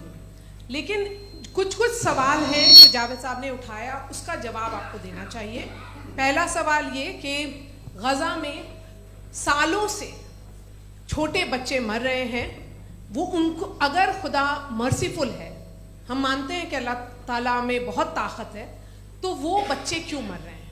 दूसरी बात ये कि अगर कंटिजेंसी की जो आप बात करते हैं, पूरे मुस्लिम ममालिक मिल करके भी उन गज़ा के बच्चों को क्यों नहीं बचा पा रहे हैं? क्योंकि अगर वो चाहते, क्योंकि अल्लाह ताला उन पर हुकूमत करते हैं, सब पर हुकूमत करते हैं, तो वो उनको क्यों नहीं बचा? जी थैंक यू वेरी मच। बहुत अच्छा किया आपने इस चीज़ को जिक्र कर दिया, मैं इसको और अच्छे से एक्सप्लेन करने की कोशिश करता हूँ। देखें, जहाँ तक आपने कहा कि गज़ा के बच्चों को मारा जा रहा है, देखें 2 वर्ल्ड व्यू है, एक एथीस्टिक वर्ल्ड व्यू, एक थीस्टिक वर्ल्ड व्यू है। बच्चे मर रहे हैं दोनों वर्ल्ड व्यू में, लेकिन हमारा वर्ल्ड व्यू कह रहा है कि रिकॉम्पेंस है, ये कह रहे हैं कि उनका मरना बेकार जाने वाला है, कोई उसका रिकॉम्पेंस नहीं है, चूंकि इनके यहाँ आखिरत और अल्लाह का कोई तसव्वुर या गॉड का कोई तसव्वुर नहीं है। आपने ये सवाल किया कि गॉड मर्सीफुल है, क्यों नहीं रोकता? ये मैंने बताया कि ये मिसकंसेप्शन है लोगों के दरमियान कि गॉड को सिर्फ मर्सीफुल और ओमनीपोटेंट समझते हैं। गॉड के सिर्फ यही 2 एट्रीब्यूट्स नहीं हैं, गॉड के कई सारे एट्रीब्यूट्स हैं, उनमें से अल हकीम भी है, उनमें से ऑल वाइज भी है, ऑल नोइंग भी है। लिहाजा अगर इस दुनिया में किसी को तकलीफ आ रही है और गॉड उसको नहीं रोक रहा है, वो इसलिए नहीं रोक रहा है चूंकि इंसानों को फ्री विल दिया गया है। ठीक इसी तरीके से अगर एक डॉक्टर किसी छोटे बच्चे को इंजेक्शन लगा रहा है, उसे तकलीफ पहुंच रही है, उसके लिमिटेड पर्सपेक्टिव के एतबार से यह गलत हो रहा है और डॉक्टर बुरा है। लेकिन जब आप ब्रॉडर पिक्चर को देखेंगी, आपके और हमारे पास सिर्फ एक पिक्सल है, हमें इतना नजर आ रहा है कि गजा में कत्ल हो रहा है, लेकिन इसके पीछे कितना रिकॉम्पेंस उनको मिलने वाला है, पूरा पिक्चर गॉड के पास है। तो एक पिक्सल से आप पूरे पिक्चर को कभी भी जज नहीं कर सकती। आप इसमें कुछ जोड़ना चाहेंगे? आपको कुछ बोलना है इसमें? भैया आपने बहुत अच्छा जस्टिफिकेशन दिया। या आप वो जो वहाँ के प्राइम मिनिस्टर इजराइल के उन्हें भेजिए, वो बहुत खुश होंगे। आप जस्टिफिकेशन दे देना कि अगर गॉड नहीं है तो बच्चे क्यों मर रहे हैं, आप बताएं। वो ये सवाल पूछ रहे हैं कि अगर आप ईश्वर का अस्तित्व नहीं मानते हैं तो उन बच्चों की मौत को आप कैसे इंटरप्रेट करते हैं? भाई ये दुनिया जो है, जो ताकतवर लोग होते हैं वो एक नाइंसाफी करते हैं। तो ये अच्छा काम है आपके नजदीक, तो नेचर नाइंसाफी पे मबनी है। अरे मेरे भाई, आप नेचर की कहाँ बात कर रहे हैं, तो इंसान की बात तो फिर जब मैं इंसान की बात कर रहा था आप नेचर की बात करने लग गए। क्रॉस एग्जामिनेशन नहीं। हाँ, अब आप मुझे बोलने नहीं देंगे तो अलग बात है, आप बोलिए, मुझे कोई जल्दी नहीं। जी नहीं, ये क्रॉस एग्जामिनेशन मुझे बोल तो लेने दीजिए। जी बोलिए। क्या बात ये है कि ह्यूमन सोसाइटी तभी साथ में रह सकती है जब वो मोहब्बत से, एकता से, एक दूसरे के एहतराम करके रहे। इसके अलावा पॉसिबल नहीं है, अकेले तो इंसान रह नहीं सकता। वहाँ पर कुछ लोग हैं जो फाउल करते हैं, वो फाउल हमेशा से तारीख में होता आया है। आज ये हो रहा है, जो हो रहा है बहुत बुरा हो रहा है, बहुत जालिमाना है, बहुत जाबराना है। उसको आप कहें कि ये बच्चों को कॉम्पनसेशन मिल जाएगा या इसकी इंजेक्शन है, इंजेक्शन तो हेल्थ के लिए दिया जाता है। आप ये कह रहे हैं कि ये बच्चों की जो धज्जियां उड़ रही हैं ये इंजेक्शन है, ये टेस्ट है, ये टेस्ट है और उस टेस्ट में उनको ऐसा रिकॉम्पेंस मिलेगा जो आपके तसव्वुर के बाहर है। ये आप 3 बरस के बच्चे को बारूद से उड़ा के टेस्ट ले रहे हैं। वाह, वो नहीं ले रहा है, खुदा नहीं उड़ा रहा है, इजराइल उड़ा रहा है। जी, ये तो उसको कंडेम अगला सवाल लेते हैं प्रोफेसर पुरुषोत्तम अग्रवाल। मुफ्ती साहब, एक निवेदन आपसे है कि कम से कम थोड़ा सा माइक क्लोज एक रिलीजियस और फिलोसफिकल कर मैं प्लीज। एक रिलीजियस और फिलोसफिकल ट्रेडिशन है जो ब्रह्मांड को यानी यूनिवर्स को ही अंतिम मानती है। सर्वम खलु इदम ब्रह्मम, this is Chandogya Upanishad, and it completely rules out the existence और नेसेसिटी, आपके शब्दों में necessity of a creator, the creation itself is the creator. तो एक मिनट प्लीज। दूसरा जो सवाल आपने अभी जो आप बार बार कह रहे हैं कि भगवान विद्वान भी है, वाइज, सब जानने वाला, तो अगर विजडम में दुनिया भर के पापों और अत्याचारों को बर्दाश्त करना शामिल है, तो फिर इसका मतलब ये हुआ कि अगर मैं फ्री विल से उसको अपोज करता हूं तो ईश्वर की विजडम और मेरी फ्री विल में कॉन्ट्राडिक्शन है। Because when I am opposing whatever is happening in Gaza, then I am opposing the god's will और गॉड्स विजडम।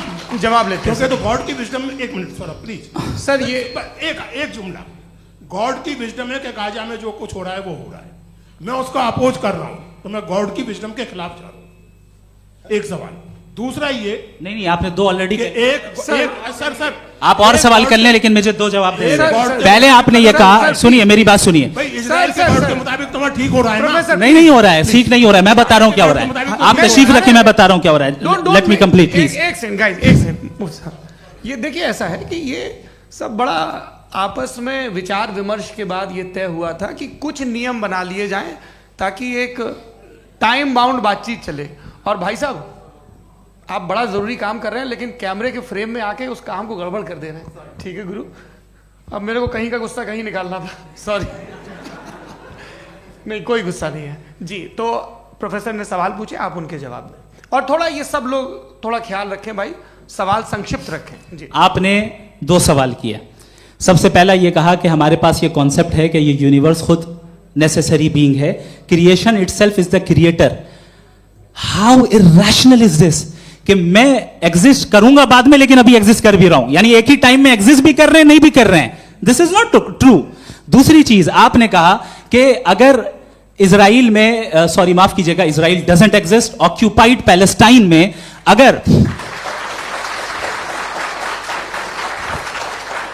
अगर ऑक्यूपाइड पैलेस्टाइन में बच्चों को मारा जा रहा है फ्री विल की वजह से और गॉड नहीं रोक रहा, ये कॉन्ट्रडिक्शन है। ये बताइए कि एक एग्जाम में एक बच्चा गलत आंसर लिख रहा है, सुनिए, एग्जामिनर चाहे तो रोक सकता है, क्यों नहीं रोक रहा है? ये कॉन्ट्रडिक्शन है, ये कॉन्ट्रडिक्शन नहीं है। माइक नहीं सर, ये आपस में जी, ये क्या आपका सवाल?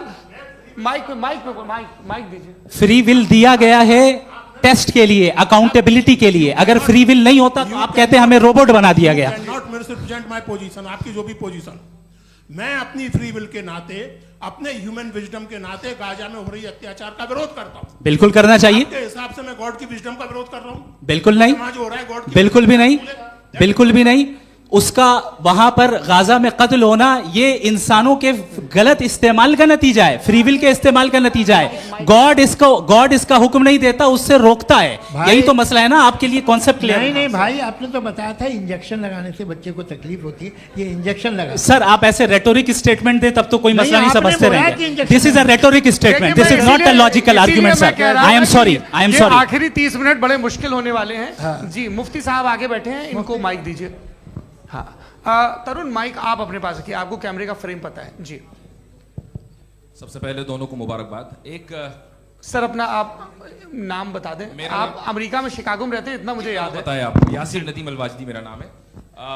जावेद सर आपसे एक क्वेश्चन है इन्फिनिट रिग्रेस के ताल्लुक से। एक हाइपोथेटिकल सिनेरियो है, मसलन अगर आप सर माइक थोड़ा सा प्लीज क्लोज रखिए जी।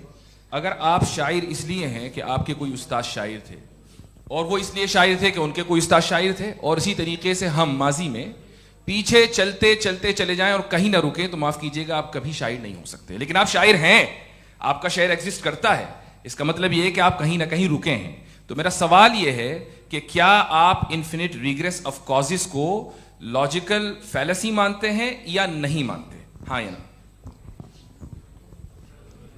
मैं इन्हें लॉजिकल फैलेसी नहीं मानता हूँ, लेकिन मेरा प्रॉब्लम यह है कि जब मैं नहीं मानता हूँ तो I will continue with this logic जो फैलेसी नहीं हो। आप एक जगह रुक जाते हैं जाके, आप कहते हैं ये गेंद कैसे बनी, ये जजीरा कैसे बना, ये समंदर कैसे बना, ये ज़मीन कैसे बनी, और अचानक गॉड पे जाके आपको ब्रेक लग जाता है। एक बार आप सवाल नहीं करते कि भाई इनको बनाने वाला तो इनसे भी कॉम्प्लिकेटेड होगा, वो कैसे बना, उसके बारे में आपने इत्मीनान कर लिया, वो हमेशा से है। तो अगर आप उसे हमेशा से मानते हैं तो फिर ये मान लीजिए कि कायनात हमेशा से है, क्या तकलीफ है? हम वजूद में नहीं आते जी है? हम मौजूद नहीं। अच्छा सर क्यों नहीं हो मैं सकते? बताऊं प्लीज प्लीज। जैसे मैंने मिसाल दी आपके शेर, आपका शेर कभी वजूद में ना आता अगर शायर इसी तरह चलते रहते हमेशा। जी माइक मेरे ख्याल से एक सेकंड। इन्फिनिट रिग्रेस का कॉन्सेप्ट क्लियर नहीं हो पाया, ऐसे रहने दें, लेट्स मूव ऑन सर। ठीक है, हाँ थोड़ा सा मॉडरेटर का भी ख्याल रखें। नहीं नहीं आपने तो रखा है, आपने रखा है। यहाँ पे गौहर रजा साहब हैं, वो भी एक सवाल पूछना चाहते हैं। माइक या नीचे से ऑन कर दिए, नीचे। पहले तो ये कह दूं कि मैं उन बच्चों से शर्मिंदा हूं जिनको गजा में कत्ल किया गया, क्योंकि हमारे होते हुए कत्ल किया गया। लेकिन उससे ज़्यादा शर्मिंदगी इस बात से हुई कि मुझे लगा कि मुफ्ती साहब उसको जस्टिफाई कर रहे हैं। बिल्कुल भी नहीं, आप बहुत ही गलत। मुझे लगा मैं गलत हो सकता हूं, बिल्कुल गलत। मैं सवाल पूछ रहा हूं, सवाल मैं देखिए, सवाल अगर पूछ रहा हूं। एक मैं जावेद भाई से डिसएग्री करता हूं। एक सेकंड देखिए, अगर देखिए ऐसा, एक सेकंड आप सर वेट, अरे आप कुछ मेरे पहले मुझे अपनी बात कह लेने दीजिए। अगर ऑडियंस तय करेगी तो फिर मॉडरेटर का मतलब नहीं। मेरा आप सबसे ये कहना है, ये बहस दो लोगों के बीच में है, एक तरफ मुफ्ती साहब, एक तरफ जावेद साहब। पिछले 1.5 घंटे से ये लोग अपने अपने तर्क रख रहे हैं। आपकी इनसे इत्तेफाकी हो सकती है, ना इत्तेफाकी हो सकती है।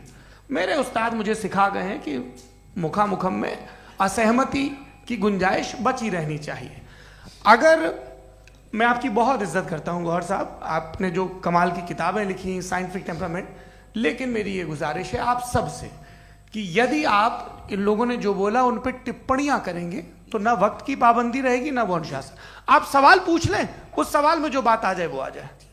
मैं जावेद साहब से डिसएग्री करता हूं, इसलिए जावेद साहब से सवाल पूछ रहा हूं। आपका सवाल जावेद अख्तर साहब से। और सवाल ये है मेरा कि जावेद साहब ने कई बार लॉजिक का इस्तेमाल किया कि साइंस में लॉजिक है और रिलीजन में लॉजिक नहीं है। मेरा ख्याल ये है कि रिलीजन में भी लॉजिक है, लेकिन उस लॉजिक की बेसिस ये है कि आप रुक जाते हैं, जिसका जिक्र जावेद साहब ने बार बार किया, यानी खुदा के तसव्वुर पे आते हुए, गॉड के तसव्वुर पे आते हुए रुक जाते हैं। और इसमें सवाल पूछना मतलब फॉरबिडन होता है। सवाल यह है कि क्या जावेद साहब इससे एग्री करते हैं कि साइंस की लॉजिक अलग है और रिलीजन की लॉजिक अलग है? बताइए सर। देखिए, 3 चीज़ें हैं। साइंस है, एक है मंतिक है, इस्तिदलाल है, और एक जो है कुछ भी नहीं है, फेथ है, अकीदा है। मैं अकीदे की लॉजिक का कायल नहीं हूँ। मुझे आप इस्तिदलाल से, लॉजिक से, रीज़न से समझाइए, मैं मानने को तैयार हूँ, मेरा क्या नुकसान होगा। लेकिन ये कि अकीदे पे मैं नहीं जा सकता हूँ। अकीदे का मतलब है कि तुम ये मान लो, सवाल ना करो, ये नहीं। आप सारी बातें करके, बड़ी साइंटिफिक बातें करके एक जगह जाके खुदा के हुदूद पे रुक जाते हैं, सरेंडर कर देते हैं। मैं सरेंडर करने को तैयार नहीं। That's all. जी, ये आगे सर बैठे हुए हैं, इनको माइक दीजिए। भाई वो आप पूछना चाह रहे थे ना भाई? हाँ, नहीं मैं ये थैंक यू जी। आपका नाम? आसिम इफ्तिखार। आसिम जी, पूछिए। सर, जावेद सर से सवाल है कि आपने अपने क्लोजिंग माइक थोड़ा करीब अपने क्लोजिंग स्टेटमेंट में ये बात कही थी कि मज़हब का जो फ्यूचर है वो ज़्यादा दिन नहीं जाने वाला है। लेकिन मैं देख पा रहा हूँ कि जो ऑक्सफोर्ड यूनिवर्सिटी की एक स्टडी है 2011 में हुई है, जिसके 50 एकेडमिशियंस ने इसको अंजाम दिया था, उसमें वो ये कहते हैं कि जो फेथ इन गॉड है वो इनबिल्ट है ह्यूमन नेचर के अंदर, जिसको हम कहते हैं फितरत के अंदर शामिल है वो।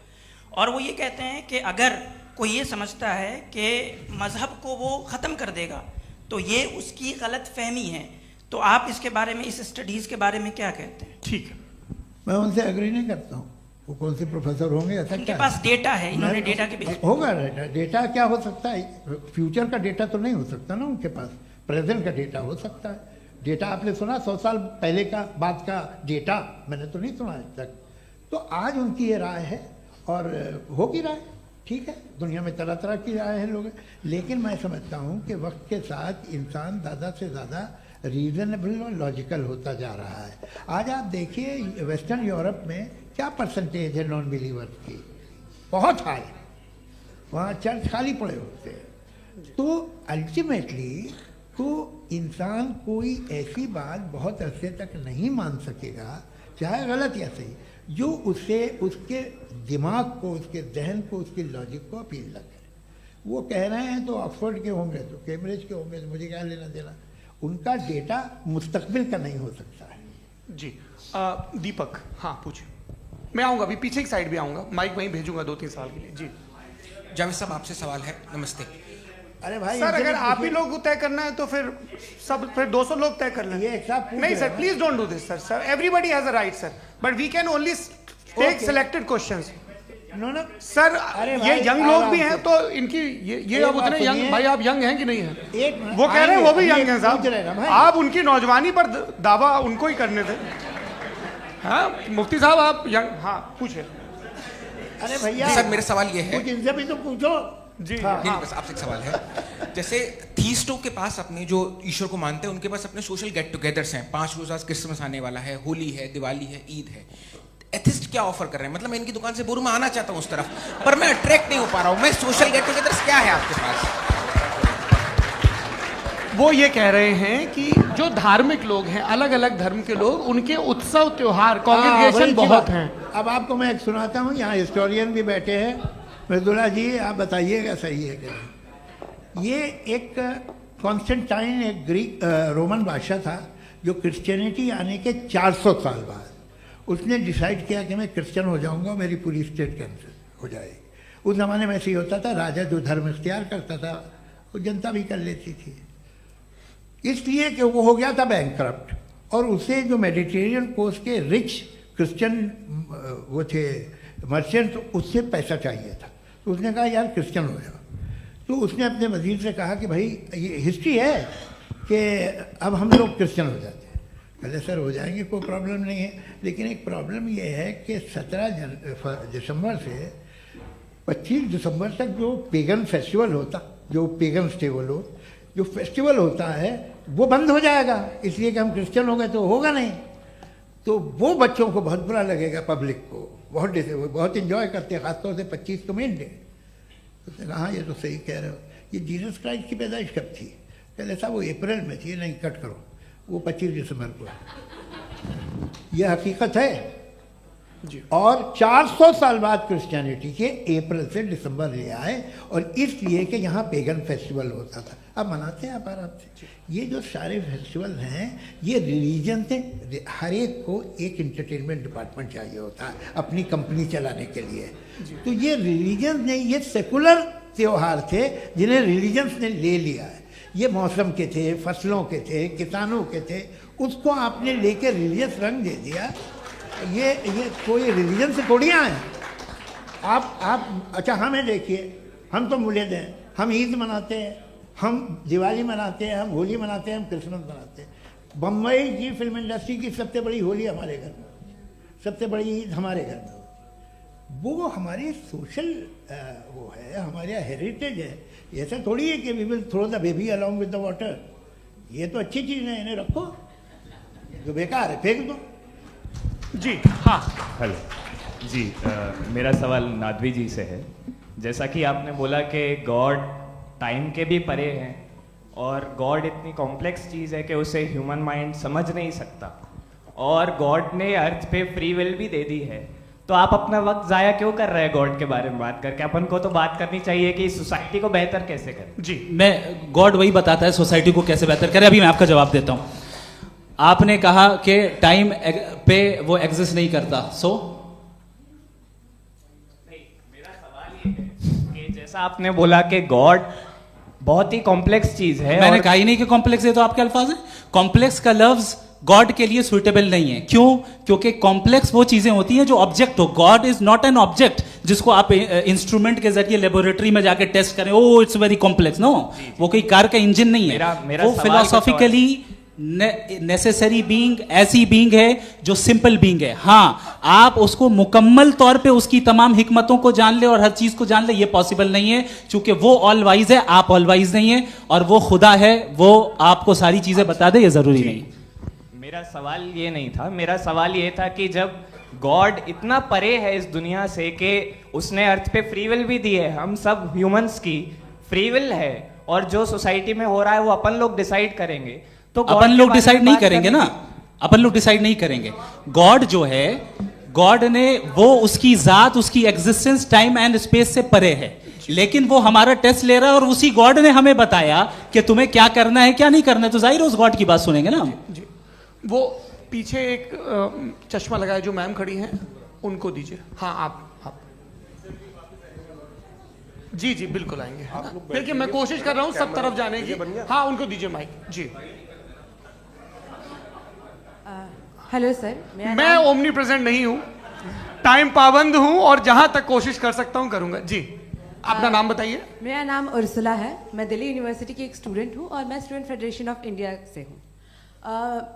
मेरा सवाल मुफ्ती जी से है कि इस हॉल के इस कमरे में बैठ के हम लोग रेप की मोरालिटी के बारे में फिलोसफिकली बात तो कर सकते हैं, बट असलियत ये है कि रोजमर्रा की जिंदगी में औरतें रेप के थ्रू गुजरती हैं, और हम लोग सिर्फ नंबर्स पे इस तरह नहीं देख सकते, क्योंकि कितनी औरतें हैं इन कंट्रीज में जहाँ पे आप बता रहे हैं कि केसेस कम हैं, जिनका एक्सेस है कि वो जाके केस फाइल कर सकें। कितनी औरतें हैं जो जिनको काम करने की आज़ादी है उन कंट्रीज में। यूरोप में ये आज़ादी आ गई, यूरोप में ये रूल्स आ गए, तो हम आज उसके बारे में बात कर पा रहे हैं। जी, जवाब। आपने ये कहा कि कमरे में बंद होकर हम लोग इस पर फिलोसफिकली बात कर सकते हैं, लेकिन हकीकत में क्या हो रहा है, वो ग्राउंड लेवल पे क्या हो रहा है जो बहुत गलत हो रहा है, और वो सफ़र कर रही हैं। आई अग्री, बहुत गलत हो रहा है, और जो गलत हो रहा है उसको हमें रोकना है। और क्यों रोकना है, वो गलत क्यों है, हमारे पास इसका ऑब्जेक्टिव फाउंडेशन है, इनके पास उसका ऑब्जेक्टिव फाउंडेशन नहीं है। मैं ये कहना चाह रहा हूं कि जहां पे भी जुल्म हो रहा है, जहां पे भी औरत पे जुल्म हो रहा है, या उसकी इज्जत लूटी जा रही है, या उसे तकलीफ पहुंचाई जा रही है, और सिर्फ औरत नहीं, किसी इंसान के ऊपर भी जुल्म हो रहा है, तो उसके खिलाफ खड़ा होना, ये मोरालिटी हमारे पास गॉड के पास से आई है। वरना जावेद साहब तो कह रहे हैं कि जो है मेजॉरिटी डिसाइड करेगी, तो मेजॉरिटी तो कभी भी बदल सकती है। क्या आप हाँ। ये थोड़ी सी आपको गलतफहमी है। मैं अगर मेरे जुमले से ये मदना निकला या मैंने कहा, तो ये जुमला मैं वापस लेता हूँ। ये मेरा मतलब ही नहीं था कि मेजॉरिटी डिसाइड करेगी। मेजॉरिटी डिसाइड करे तो दुनिया में बड़ी, वैसे आपने कहा था ये जुमला, अच्छा हो सकता है, मैं मान रहा हूँ, बाद में रिकैप कर लेंगे। अरे एक सेकंड, मैं अपनी एक्सप्लेनेशन दे रहा हूँ। मुनासिब बात यह है कि हम सब के सब दिल में जानते हैं कि क्या अच्छा है क्या बुरा है, हमें पता है अच्छी तरह से। जो लोग बुरे काम करते हैं उन्हें भी मालूम अच्छा क्या है। यही तो सवाल था हजरत कि फिर ये मोरालिटी आई कहां से? Cross examination. हाँ जी, हाँ। मोरालिटी साथ रहने की डिजायर से आई, यानी साथ रहकर जो कुछ कह दे, जो कुछ कर दे, वो हो जाएगा। नहीं नहीं, तो आप कायदे से रह ही कर सकते हैं जब तक लोगों में मोरालिटी हो, वरना क्यास हो जाएगा। ये आपको कैसे पता? जी, हमने देखा ना, जहां मोरालिटी का क्यास हो गया, हम देखते हैं। कहां पे देखते भाई? दुनिया में। आप जो आप कहीं पे अगर गलत हो रहा है तो उसको आप गलत देखिए। आप एपिस्टेमोलॉजी की बात कर रहे हैं, मैं ऑन्टोलॉजी की बात कर रहा हूं। मैं इस बहस फाउंडेशन क्या है? दोनों लोगों को चाय पे होस्ट करूंगा, वहां पे क्रॉस एग्जामिनेशन कर लीजिएगा। अभी ऑडियंस का हक मार रहे हैं आप लोग भाई, सर जस्ट लोग हैं आप लोग। और ये भाई ये हाँ, उधर आएंगे, उधर जी सर आएंगे। अच्छा सर, मेरा नाम लईकुर रहमान है और मैं अलीगढ़ मुस्लिम यूनिवर्सिटी का स्टूडेंट हूँ, और जहाँ तक मुझे पता है कि sir you are also product of Aligarh Muslim University. मैं भी उसी चमन का बुलबुल। हाँ सर, तो बहुत खुशी हुई मुझे जान करके कि मैं आपसे मिलूंगा। सवाल सर, मेरा सवाल यह है, सर सैयद अलैहिर्रहमा का नज़रिया यह था कि खुदा के वजूद को अक़ल के दायरे में रह कर के तलाश करना, न कि पूरी तौर से उसका इनकार कर देना। Sir, how will you define it? नहीं, तो ये तो आप इन्हें बताइए। ये सवाल आपसे खुदा का वजूद साबित कर रहे हैं, तो सर आपने इनकार कर रखा है, इस वजह से मेरा क्वेश्चन। उन्होंने यही सर से एक सेकंड, सर सैयद ने यही कहा ना कि अक्ल से आप खुदा के वजूद को साबित नहीं कर सकते, यही कहा ना भाई। वो उन्होंने कहा कर सकते हैं और वो कर दिया गया आज।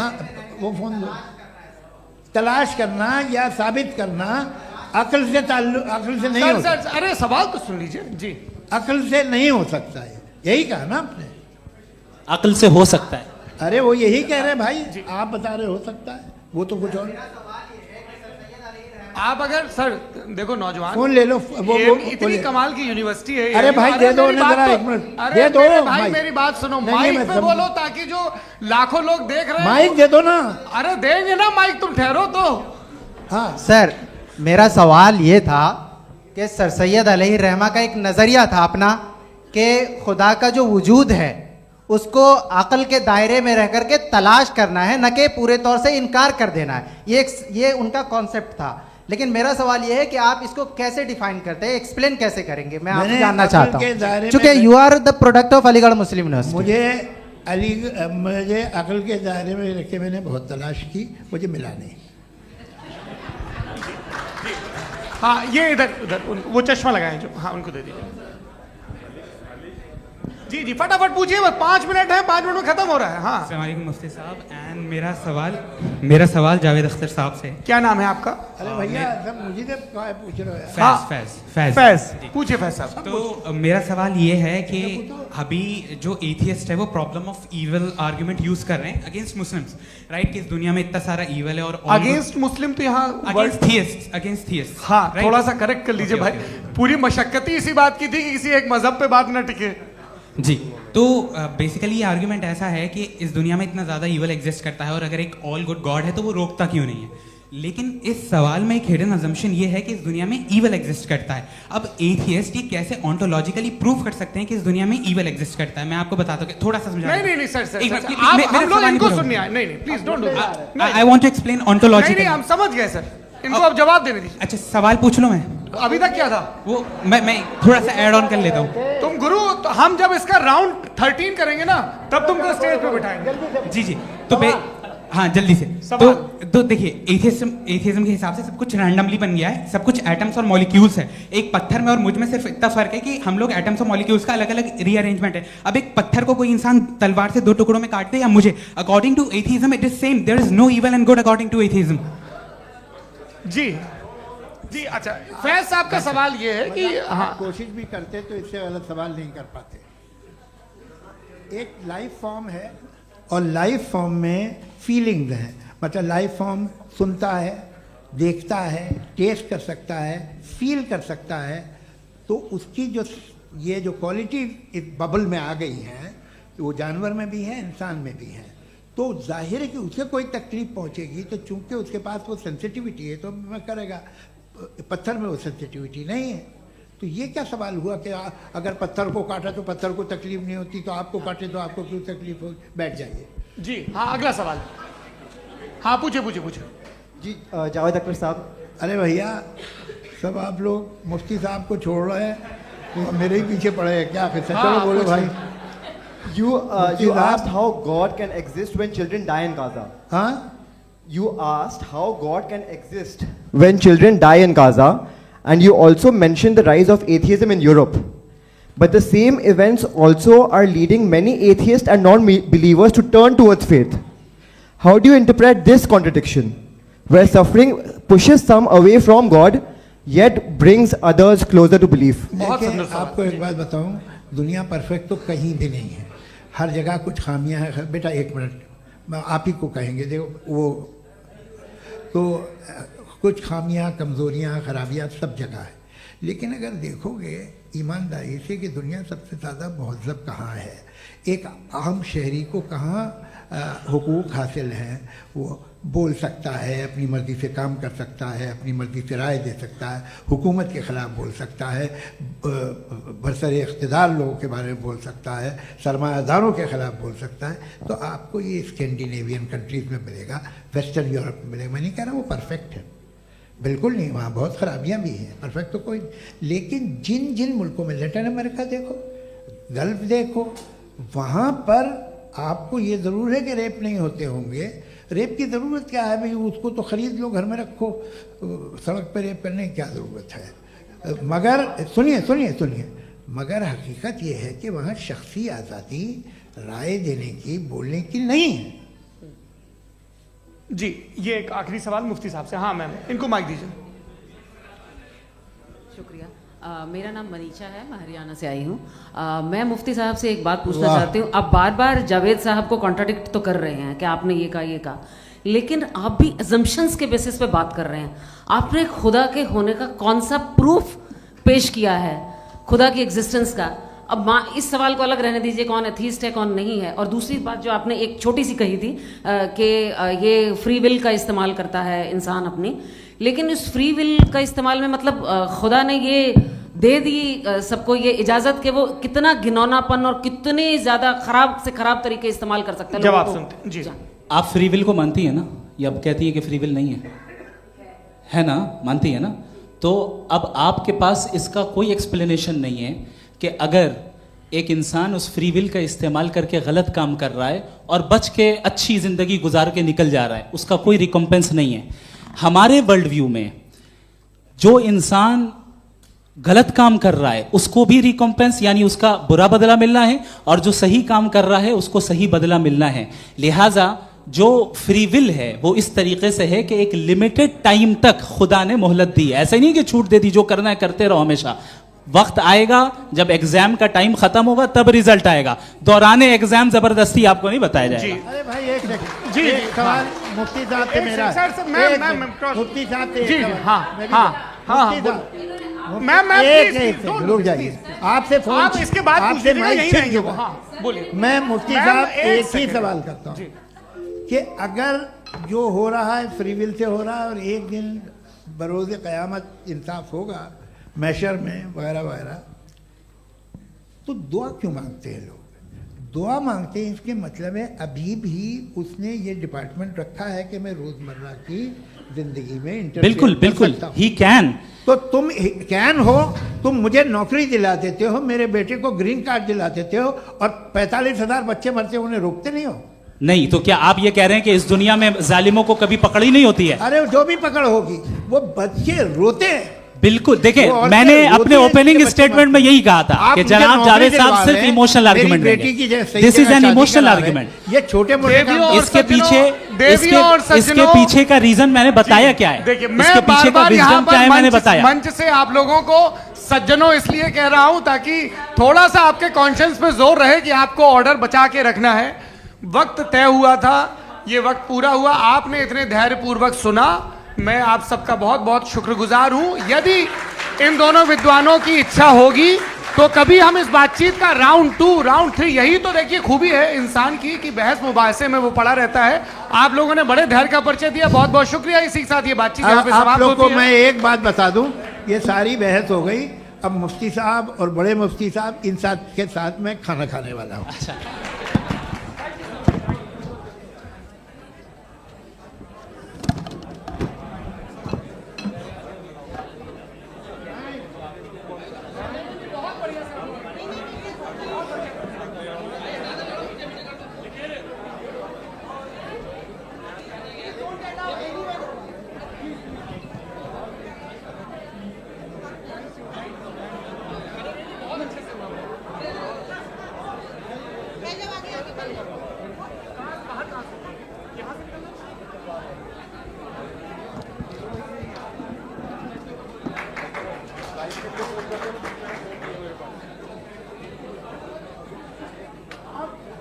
Thank you.